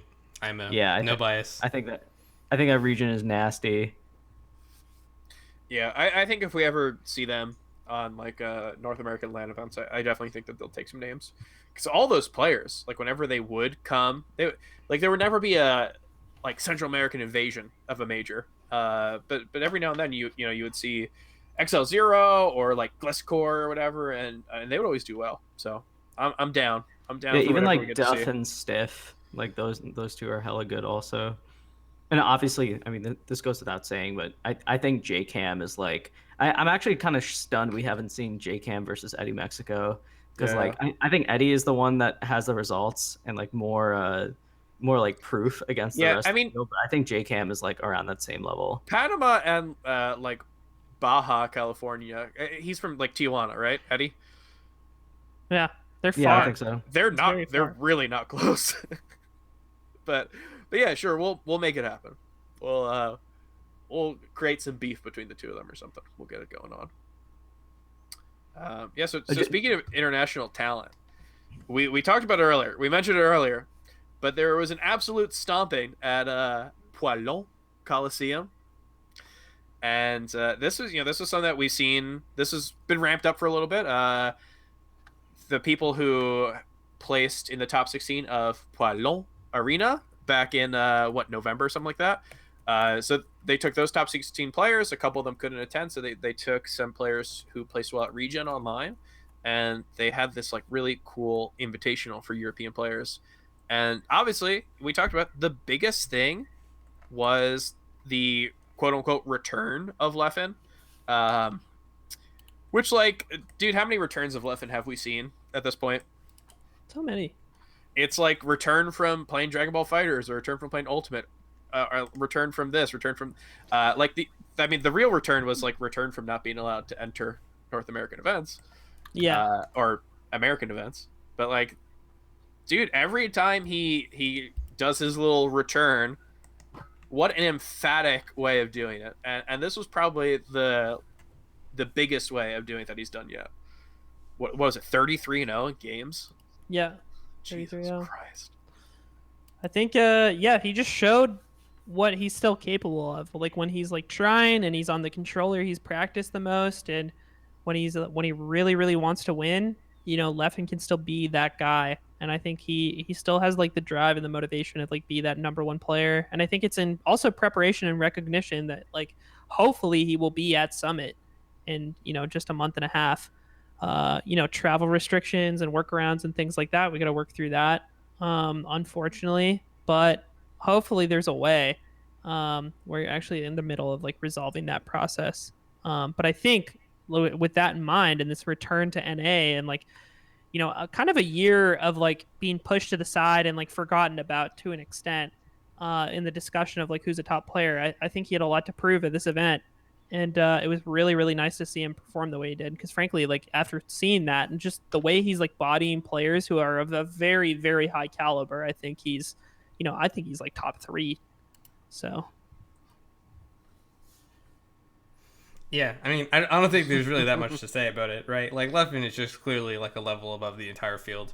Like, a level above the entire field. Which I think is, very wild. Like, we had Pipsqueak on the show a little bit ago, and he was very adamant that, Europe is the best it's ever been, ever, relative to the... I don't think he's wrong either. Yeah, no, I think he's correct. Super right. I think I've watched these guys play whenever they hold a big tournament, and I'm always super impressed. I think that, I really do think it will transfer when they travel to North America for LAN events, when that is a thing that can happen. Leffen's just too good. He's very, very excited to see Leffen play again. I just I don't know. He is a work of art when Aiden, you mentioned it on Twitter, and you are right. I've said this before, so I feel like you're copying me, even though I never said it to you. When Leffen is playing the best he's ever, when Leffen is playing at his peak, that is Melee at its peak for me. Which I don't know if I could say that about every other top player at their peak. Like some reach that level, but when Leffen is really on his game, like those tournaments that we've seen from him where he just like trounces the top level competition, dude, that is peak Melee for me.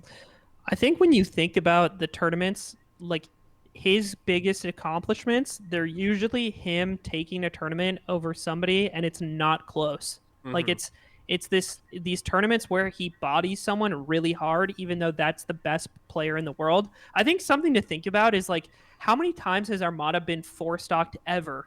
And I think it's twice, and like both times it was Leffen. Or like when Leffen won SmashCon in 2019, think about how he won that tournament. He ruined HBox. He ruined him. It was terrible.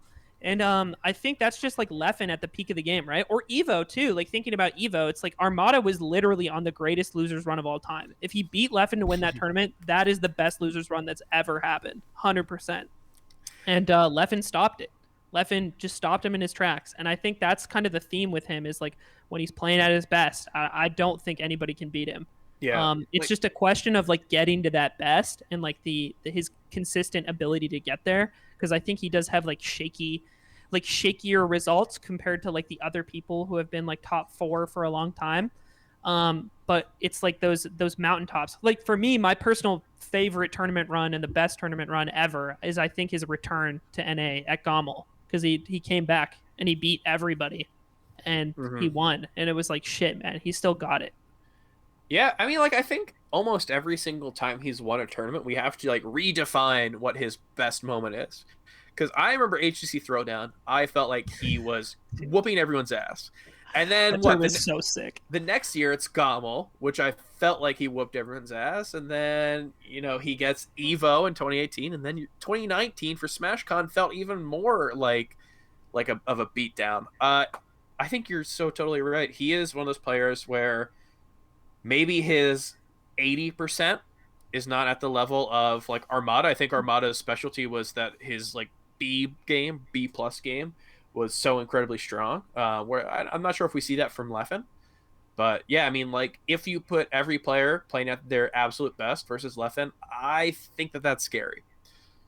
So I completely agree. I mean, this begs the question, right? You know, we talked about how good is Plup. How good is Leffen? R2D articulated it to me very well one time, and it was after he won Evo, and he broke down the way Leffen plays the game versus the way Armada plays the game. And he was talking about how when you hit or you miss a shine, your ability to like move out of it, like how quickly you can move out of it changes, right? Okay, I believe that's the case. Am I fucking making this up? Yeah, yeah, there's hit lag. So I don't know why I was second guessing myself. It's been 3 years now since this conversation happened, and he was explaining how like what Leffen will do is like depending on whether or not the shine hits, Leffen will go for the optimized follow-up out of the situation no matter what, so that he gets the quickest or the best option out of that micro situation. And it's harder to do than what Armada does, which is go for the same timing no matter what, but make sure he can hit it exactly right every time. And you can sort of apply that situation down to the way that Armada and Leffen like play in every situation. Like Leffen always wants to go for the best thing all the time, and Armada just wants to go for the thing that works most of the time. And Armada's playstyle was like really, really efficient in that regard. Like Armada was like the most consistent player of all time, right? And Leffen by playing that way and striving for that level of perfection, I think that's why we see him, like why he is so good, and like why his best performances are these like mountains above everybody else. His approach is chasing perfection to a very like true extent, and not in like a goofy or in an unorthodox way like maybe Mango, who it's just like, how is he doing it? Like it's when I watch Leffen, it's like, yes, that's how you play the game perfectly. That's how you do it. You know, it's kind of funny that you mentioned this because I've heard a bunch of different perspectives, and I think that there's like a nuance to this that's worth pointing out. Whereas I think that saying it's perfection, I think, is perhaps a misnomer, because I think that there's very frequently like little situations where Leffen does not do the quote unquote best thing. What I think Leffen does better than a lot of the other players that were like, you know, in comparable talks to Leffen, at least as far as Fox goes, is Leffen really just does the thing that's the highest value. And I think that he has this, like, you know, he's willing to do the up smashes. Like, this is like one thing that's easy to point out, right? Where it's like the up smash might not be like the optimal thing to do, but like he has a high probability of hitting it when he wants to go for it, and he'll go for it. And I think that, you know, you can compare him to someone like Hacks, who I think is more directly trying to go for the quote unquote optimal thing in every single situation. And it's not reasonable, I don't think. And Leffen, I think, is this interesting, like, this interesting, like, balance between, like, mechanical mastery and also high value, like chasing the high value situations as much as possible. It's very, like, elegant, but it's also, like, he's got like a good sense of like appraisal, I guess is a good way to put it, Mm-hmm. of the different situations, and I think that really shines compared to other players. Like perfection's not exactly wrong. I just think that there's like an additional nuance to like what does that exactly mean? What does optimal mean Yeah. for a player like Yeah. Leffen versus a different one? I think people have broken down that concept in like a broader sense too, where like people who are like like face roll broke through a barrier when he stopped trying to do the perfect tech chase every time, and he started to like get a little freakier, and like became a better player for it. Like understanding that at some point, like playing by intuition or like going for reads and like not always seeking the like perfect like reaction based follow up is actually better, and like will move you a bit further on that quest for becoming the best player. Yeah, I'll say I think I mentioned this in the Melee Stats podcast Discord, but I think Leffen's career, like looking through his results, it's a really interesting but also kind of unfortunate like pattern that you notice with him, where like every time it looks like he's dominating the field or very close to being number one again, either like another singular obstacle like within the competitive landscape pops up that like a player who he can't beat or he's slumping against, or just something that has nothing or that's like out of the game pops up and stops his ability to remain in competitive like peak playing shape, and he slumps for a bit. Like I think it's so interesting. Like even going back as recently, or like not 2013, but like going back in like 2015, where he had really up and down performances. Like he had a great summer, a couple lows, but like heading into Big House 5, there was a real chance that he could be number one in the world. Then he couldn't travel to America. Then Yeah. like 2016, he had Gommel, but he wasn't able to like he couldn't compete seriously for a while. Then he kind of slumped through 2017. Yeah, he has a really big like return to form at Evo in 2018 where he looks great. And by all means, it looks like he's gonna be the best player in the world. But he kind of runs into the Hungrybox buzzsaw for a little bit. Like you remember that period where actually I think he struggled with Hungrybox a little before he won Evo, but Hmm. like do you see what I'm saying? Like there's Yeah. always, Yeah. and it Absolutely. feels like COVID is kind of like the most ridiculous version of an out of game obstacle that is stopping us from seeing Leffen like really showcase what we know he's capable of against a field. And this is just kind of like an unfortunate but a definitely noticeable recurring pattern in his career. Yeah, I think it is really unfortunate. I think he truly is unlucky in that sense. And I do think like that's one of the big things that would have changed kind of the narrative of Melee and like some other players' legacies is like imagine the Visa stuff never happens and he wins Big House and he's the best player in 2015. Like he's number But one for that year. But again, I just want to make sure that I get this point in there also. I think that like right now is the like there's also moments where Leffen like he really looks like he's ready to take number one in the world because of what we talked about his peaks. But as we alluded to before, like I don't know if Leffen's like 8 out of 10 game is like or like 7 out of 10 game is quite there against like someone like Wizrobe the same way that someone like Armada was very consistent, right? Yeah, absolutely. Like I remember at in Shine in 2019, Leffen really looked like the favorite to win the tournament, and he just lost two Fox Dittos, and Yeah. it wasn't the same after that. Like as far as his chances for number one, right? Whoever Still really whoever good. seeded that tournament gave him a silver platter, handed him number one on a silver platter, and he threw it all away. Yeah. But I mean, on a more positive note, yeah, I think you're right. Like his career is kind of marred by these like instances of getting really really hot and then having to be cooled off by external stuff. Uh, I'm gonna be positive. I'm gonna say the one good thing about COVID in general, is that I don't know, he gets to warm up the Sheik.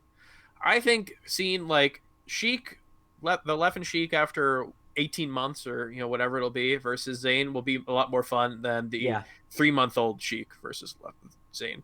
And that's obviously the only good thing about this, but I think trying he's to stay number three in positive. the world, like bare minimum right now. I don't know if it's maybe that's not fair of me to give it to him over Wizrobe. I don't know. I think Leffen is just like I think he's so clearly on the top I think it's level. impossible to say. I think it's until July 11th through 15th.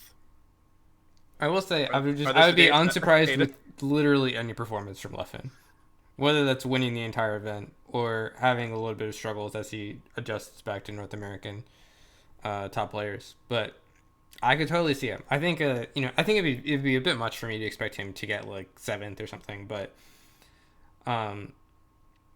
you know, if he wins the event, I'm not going to be like, oh my god, who could have seen this coming? You know, he could be anywhere in there. I think I would be totally unsurprised. I also think the Sheik could do it. I'm gonna be real. I think a lot of people meme on it, but No, his Sheik is great. No. I think it's really good. We're all big Left Sheik believers. I yeah, believe just for reference, like Chefin'. I think there was one session for like 2 hours where Leffen and Zain were just grinding Marth Sheik, and I watched like so much of it, right? And I just sent it a message to Weed. I was like, this is the peak gameplay of Melee. I've never seen higher level Marth Sheik. I remember when I used to watch PP versus Meech King, and I thought like that was at a level I couldn't comprehend. I'm watching Zain versus Leffen's like 6-month-old Sheik. I don't think it's getting better than this. I think I think this matchup is done. Yeah, dude, we obsess over Leffen Sheik versus Zain, and then when we talk about it with each other, the other one just makes fun of us, and we like switch those positions. Like I counting friendlies is the dumbest thing ever, and I took it one step further because I was like so invested in Leffen Sheik versus Zain, where I counted pre-Slippy friendlies that they had. I remember this. I remember you had a spreadsheet with the results. You guys deservedly, like you rightfully, you guys didn't care, and you did this twice. You did this with IVDW and Plup Samus also. No, that was on Slippy. I thought that was very funny. Okay. Because Plup Samus is just kind of trouncing IVDW. But how about this? Aiden has been such a nice guy to lend us so much time. We actually had some amazing questions for him. Aiden, I don't know how much time you have left. We're going to try to get you out soon, but we have some questions from the Patreon that I think would be really cool to hear your thoughts on. Cool. Yeah, so let me hit you with one because I think I have a pretty good one. Well, I mean, but by far the most popular one, like the one that everyone's been asking about is this is from SSB_SEAL, but one that has been, a lot of people want to hear from it. What would it take to get Wheat out to a theoretical Summit 12, assuming Summit 11 is too soon, has logistical issues with COVID and stuff? Now, is this referring to Wheat, the former Georgia Arcadian Yoshi player? Possibly. Let's pretend like it's about me. We just had a meeting about this today. We actually just had a meeting about this today. I don't even know if I can talk about it yet. The Wheat meeting. Sorry. I cannot confirm nor deny Wheat's ability to attend the event. I'm sorry that I cannot answer that more clearly, but I don't think I'm actually allowed to talk about it. I don't think it is fair to talk about the policies around attending yet. Is someone afraid that I would not leave? I would be afraid of that. That did come up. Hotbit brought that up weirdly enough because I didn't know you two talked. Well, yeah, I mean, I got to get in. I mean, when it was in the house, I definitely said that I would find a crawl space or something and kind of burrow my way in there. I think squatters' rights would come into effect at a certain point. The studio is so much bigger than the house was. You would have a much easier time finding a place to hide and not be noticed. Many empty closets. Are there bean bags? There are. I could survive in a beanbag easily. Yeah, I believe it. Yeah, so, I wish I could answer that more open and honestly, but I cannot right now. That is okay. All I'm saying is if you see a beanbag at a future summit, you never know. You just make sure it doesn't get stolen, and if it does, like Frank, look at all the closets. Like Frank Reynolds in the couch in Always Sunny. This is like Schrodinger's wheat. Any beanbag or couch could possibly have wheat in it. So when you're watching from home. So I have this one that I thought was particularly interesting. This one I believe is from Johnny Gamble. So Endgame TV, great organization, and very known for experimentation with different formats at tournaments. Like the ladder at Gang 2, which Edwin really liked, and I was not as much of a fan of. It was great. I loved it. So are you potentially interested in continuing, maybe these experimental formats at events maybe that you guys are planning on running, and do you have any other formats that you're particularly interested in trying? Yeah, absolutely. So I think I think if he's talking about like tournaments I'm involved in general, like at BTS or in-game TV or like anything I'm running, I think like for sure. I think one thing I really want to do, depending on like the release timeline and like how it's received, how it works, is I think like ranked is this really interesting opportunity to integrate the at-home practice experience into the actual like majors and like bit larger tournaments that we have. I think like the best format, or like the format I'm really pumped out to test, is uh attaching like Slippy ranks to like Smash GG accounts and then like breaking people into like divisions or like ladders for people to like do the waterfall format that 64 does, but based off of your rank that you practice at home. And then you go into the pool of players that you practiced for months before the tournament, hopefully providing you with a pool of people that are more similar to your skill level. But if you perform really well that weekend, you still have the chance to like climb to the divisions above if you are like outperforming your rank as it was. So that's like the thing I'm like most excited to try. I think like what I would really like to see is that developed to, if it works well and like people receive it well, is for that to be like broadly applied across regions. So like regions, I think like weeklies are gonna have a really tough time in the future. Like I think that's just the reality of like the state of the game. And we as like regions should try to like cycle towards a system where we're like leaning on like more important tournaments that are less common, like monthlies or maybe like bi-monthlies, and then those like use people's like rank or like ways they practice at home as like evidence of like how they fit into that tournament, and then build tournaments out of that like practice structure. And then for people that don't play Slippy, because there will always be those people that don't really want to play online and practice in different ways. I mean, you'll just have to like seed them like how you always have, right? We're not going to put fucking lloD in the bronze pool because he like hasn't played Slippy for a season or something. I realize that lloD plays on online all the time, but like he's just like an example that popped into my head. So obviously, like when people are like, but what about this? It's like, yeah, we'll fucking find a way to make it work. Stop being an idiot about it. So I think that's probably the thing like that's most worth trying. I think in the meantime, like ranked aside, the redemption ladder that we did at Don't Park, to be clear, that we did at Don't Park because there was more than one day for the tournament, is the ideal scenario. So I do not think that format works at one day tournaments.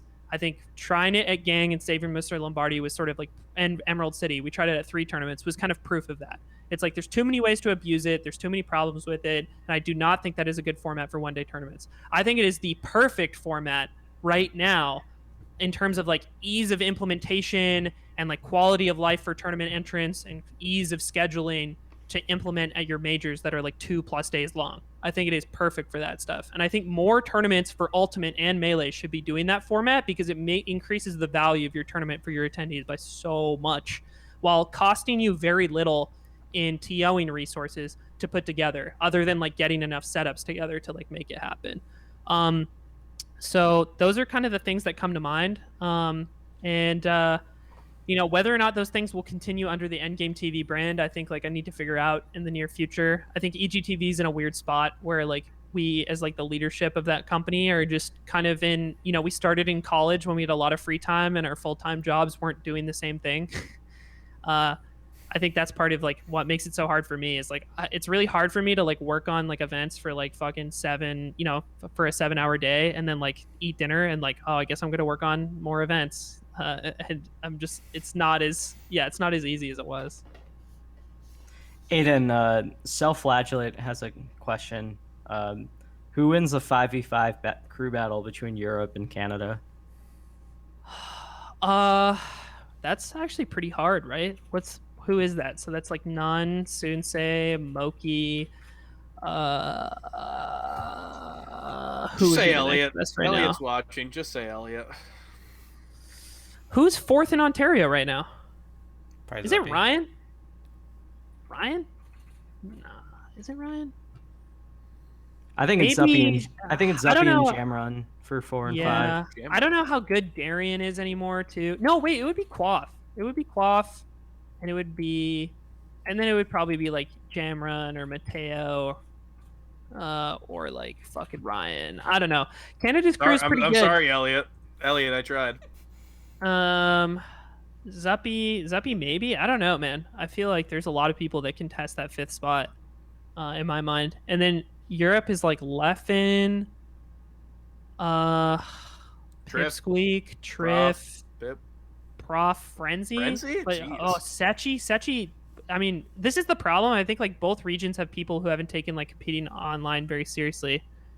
I actually think both of these regions are really hard to pick 5 people from. Yeah, I think there's like a lot of people that are conceivably 3 through 5 in both regions, so it's a tough question. Like, what happens if Prison is playing? Prison could be on that crew. I think Europe takes it. I think Europe, if Leffen's playing well, I think it's Leffen. Leffen takes out a lot of Canada's gusto, but it's close. It's definitely very close. It's probably the closest. It's maybe the closest it's ever been in a lot of ways. All right, here's a good follow up. So, Armada's on the Europe crew. No warm up. How many stocks does he take? 4. 4. Wow. Dude, I think he takes like 10. I gotta be honest. This is like the type of thing that Edwin and I DM about every like 3 months. And I was a huge Armada fanboy, which I became a Leffen fanboy without really knowing it. I don't think Edwin was ever a Armada fanboy, but yeah, we just kind of like jerk him off, even though he hasn't played in however many We haven't months. done that in a while though. Like It's coming up. I'm actually, dude, I'm the soon. opposite. I'm actually the opposite. I've said it for so long. I've like That reveled Melbourne in, hotel room, dude, or apartment, that Melbourne apartment. Exactly. It changed everything. I have reveled in the idea of PP getting 65th at the first tournament he comes back to. Oh, I think that's so funny. Dude, it's like that's so awful. No, it's not about him personally, right? It's like I don't want him to fail as an individual. I have no like personal relationship with him, but I just want the fucking Reddit kids to just shut up. Just shut up, dude. Of course, he's been gone for 5 years, dude. He's not gonna be that good. And then when he gets 65th, it's like, yeah, let's see you PPMD Craigasm now, dude. He got 65th. That's what. Oh, it makes me so mad. I fucking PPMD Craigasm is the dumbest meme the community's ever had. Maybe we've had a lot of dumb memes. This is an angle I was not expecting. it's not. Yeah, I didn't expect it. This is and I feel the same way about Armada. It's like I think like the way people like I think the game is like although Armada has a way easier and like more likely path to like being top 5 if you were to come back. Let me make that clear. It's like I think if Armada tried and practiced, I think Armada would be a top player in like no time again. But I think it's like this idea, this like reverence as a lot of time passes, especially when you can so clearly see people like leveling up in the scene. It's like, dude, PP like stopped competing fucking 6 years ago. He's not gonna save Melee, bro. Why don't you fucking calm down? Why don't you fucking like attend to local, like get a reality check? I don't know. The last time PP played a singles set in tournament was under the Obama administration. Think about that for a second. That's actually such a nuts way to date him. He's like he didn't play one set during the Trump administration. Holy shit! What a just a crazy way. Seal said in chat just now, PP is the modern Isaiah, and that is 100% true. Every bit of it. I think it's like 80% true. And I gotta say, I might have been on this strain like 2 weeks ago, but then he played Shabo. And what did he do to Shabo? I didn't see the evidence. He beat Shabo real bad. He beat him. And I gotta say, I was like, dude, PP's gonna lose to lloD the next time they play, and it's gonna be really sad. Yeah, lloD would beat the brakes on Shabo. I'm just saying, he played Shabo, and maybe I'm wrong. That's all I'm saying. The lloD one, so this shows how long PP hasn't been playing. And I'm not rushing him into it. I'm not saying, hey, take your time, do whatever. But when Melee Stats first started, it was probably like early 2017, and I was like, dude, PP is gonna lose to lloD, and this is supposed to be this like weird statement of like no, it can't be. And then as you know, the world has turned on its axis and time has passed on, that has just become more and more believable to right now. I would favor lloD. I think that if I said lloD would beat PP, my belief is still that it's the same. You know what I'm giving 9-1 on? 9-1? lloD over PP. Telling you that. Dude, I'll take 9-1 for lloD over PP, dude. 9-1. I'll take 9-1. I don't think it's 9-1. Maybe 7-3. PP Marth or PP Falco? I was thinking Marth. I think his Falco would do better right now. Yeah, I think his Falco does better. Among me, Ambi, and Wheat, I'm the one who like I still watch all his stuff. I We get DMs and he's like, PP JV3'd Artie. It's like, No, alright, I man, don't do it cool. about Artie. I don't do it about Artie anymore. He's beaten up on Artie too many times. The best part about not believing in PP and thinking that he will fail is that if he wins, I'm also happy. I don't care because PP has won and this is incredible for the game. What an incredible storyline. He's personally going to be so happy. It's so cool. I just fucking hate the kids that type PPMD Craigasm, dude. I fucking hate them. This is such a I think hilarious the hill scene- for you to be dying on, Yeah, dude. I think the scene is just like It's just this imploding is- thinking of people using an emote on Twitch, dude. Yeah, I think that this is the beauty of the scene, right? Like regardless of who's there or like who isn't, like the scene just moves on and we find other cool things to get hyped about or other cool things to follow or we play the game ourselves, right? Like it's not Yeah, exactly. You know what I was thinking about literally this week? I was not enjoying is the wrong word. I was indulging in the idea of Mango quitting and where we would be. And I thought to myself, if for the first time in a long time, I thought that Mango quitting right now would be okay. It would be okay for the game. I don't know if the game could take it in 2016. Imagine Mango quits in 2016, Mango quits in 2017. The game's in a bad spot.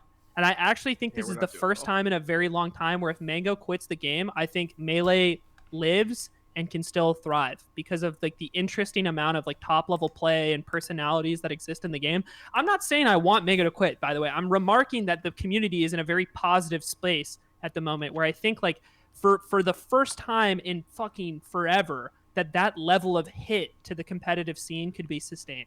And I think that's very interesting. 2017, I go into this a little bit in my book, but 2017, I think Mango quitting then would have been like the low point for him to have quit because that was around the same time as like, oh my god, 2017 was like every single stupid like possible topic of community drama would come up between like box controllers, there was like ledge camping, there was chewdats returns, so people were talking about wobbling again. It was like there was player conduct stuff. I remember like 2017 was just like the year of, and it was right after 2016 too, which was relatively like a very like an incredibly successful year of Melee. I remember 2017. 2017 sucked, bro. Yeah, it was being awful.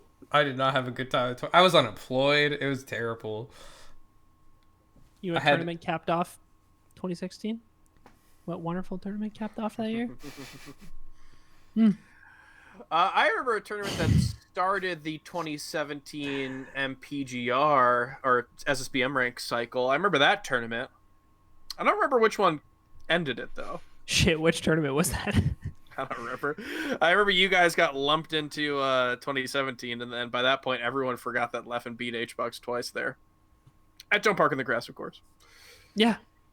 And fun fact about that grand finals, if Leffen didn't do that, we would have been in huge trouble with the venue. We were on such a tight turnaround, and if that tournament went to a reset, we were in a very bad spot.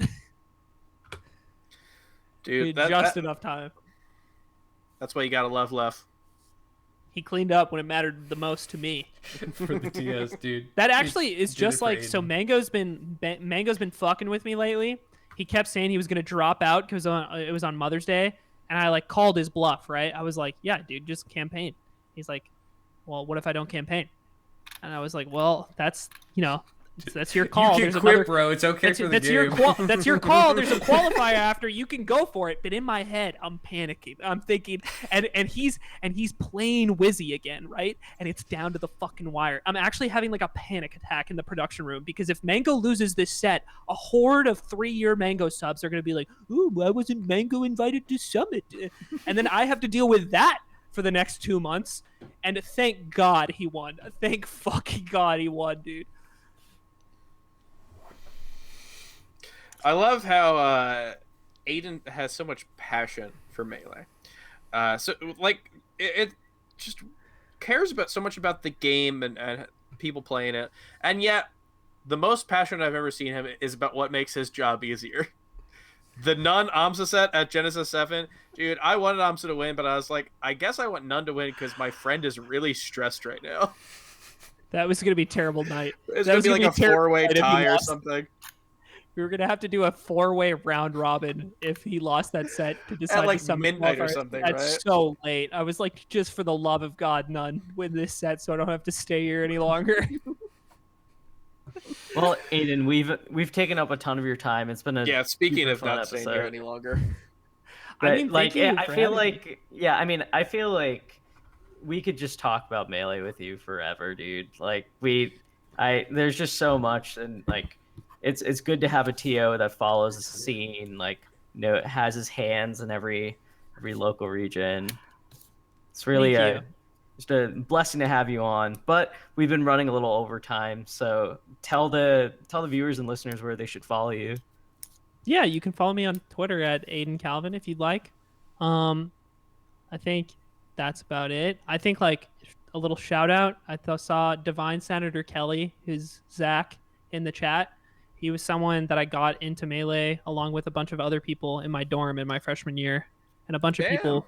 We set up like a Nice. dorm scene, and then a bunch of those people actually ended up sticking with it over the years. So, that's I like seeing people like that, because that's probably like my favorite thing when I look back, is like helping like develop a scene like that. It was just like we put a setup in the dorm and we just played all the time for that year, and like we had like a PR of like 10 20 people in that dorm who got into it, and then Zach's one of the people that still plays Melee now because of I think that community that we had. And if I may, I think you made me think about it, Edwin. You guys have listened to me rant and rave about dumb little things in Melee for so long, and you continue to tolerate it by bringing me on your podcast and helping me out, helping me seed like innumerable tournaments at this point. And I always like really appreciate that you guys like talk to me about this stuff, because I think we've all known each other for a long time now, which is funny to think about because it doesn't feel like that long. Yeah, but it has been that long.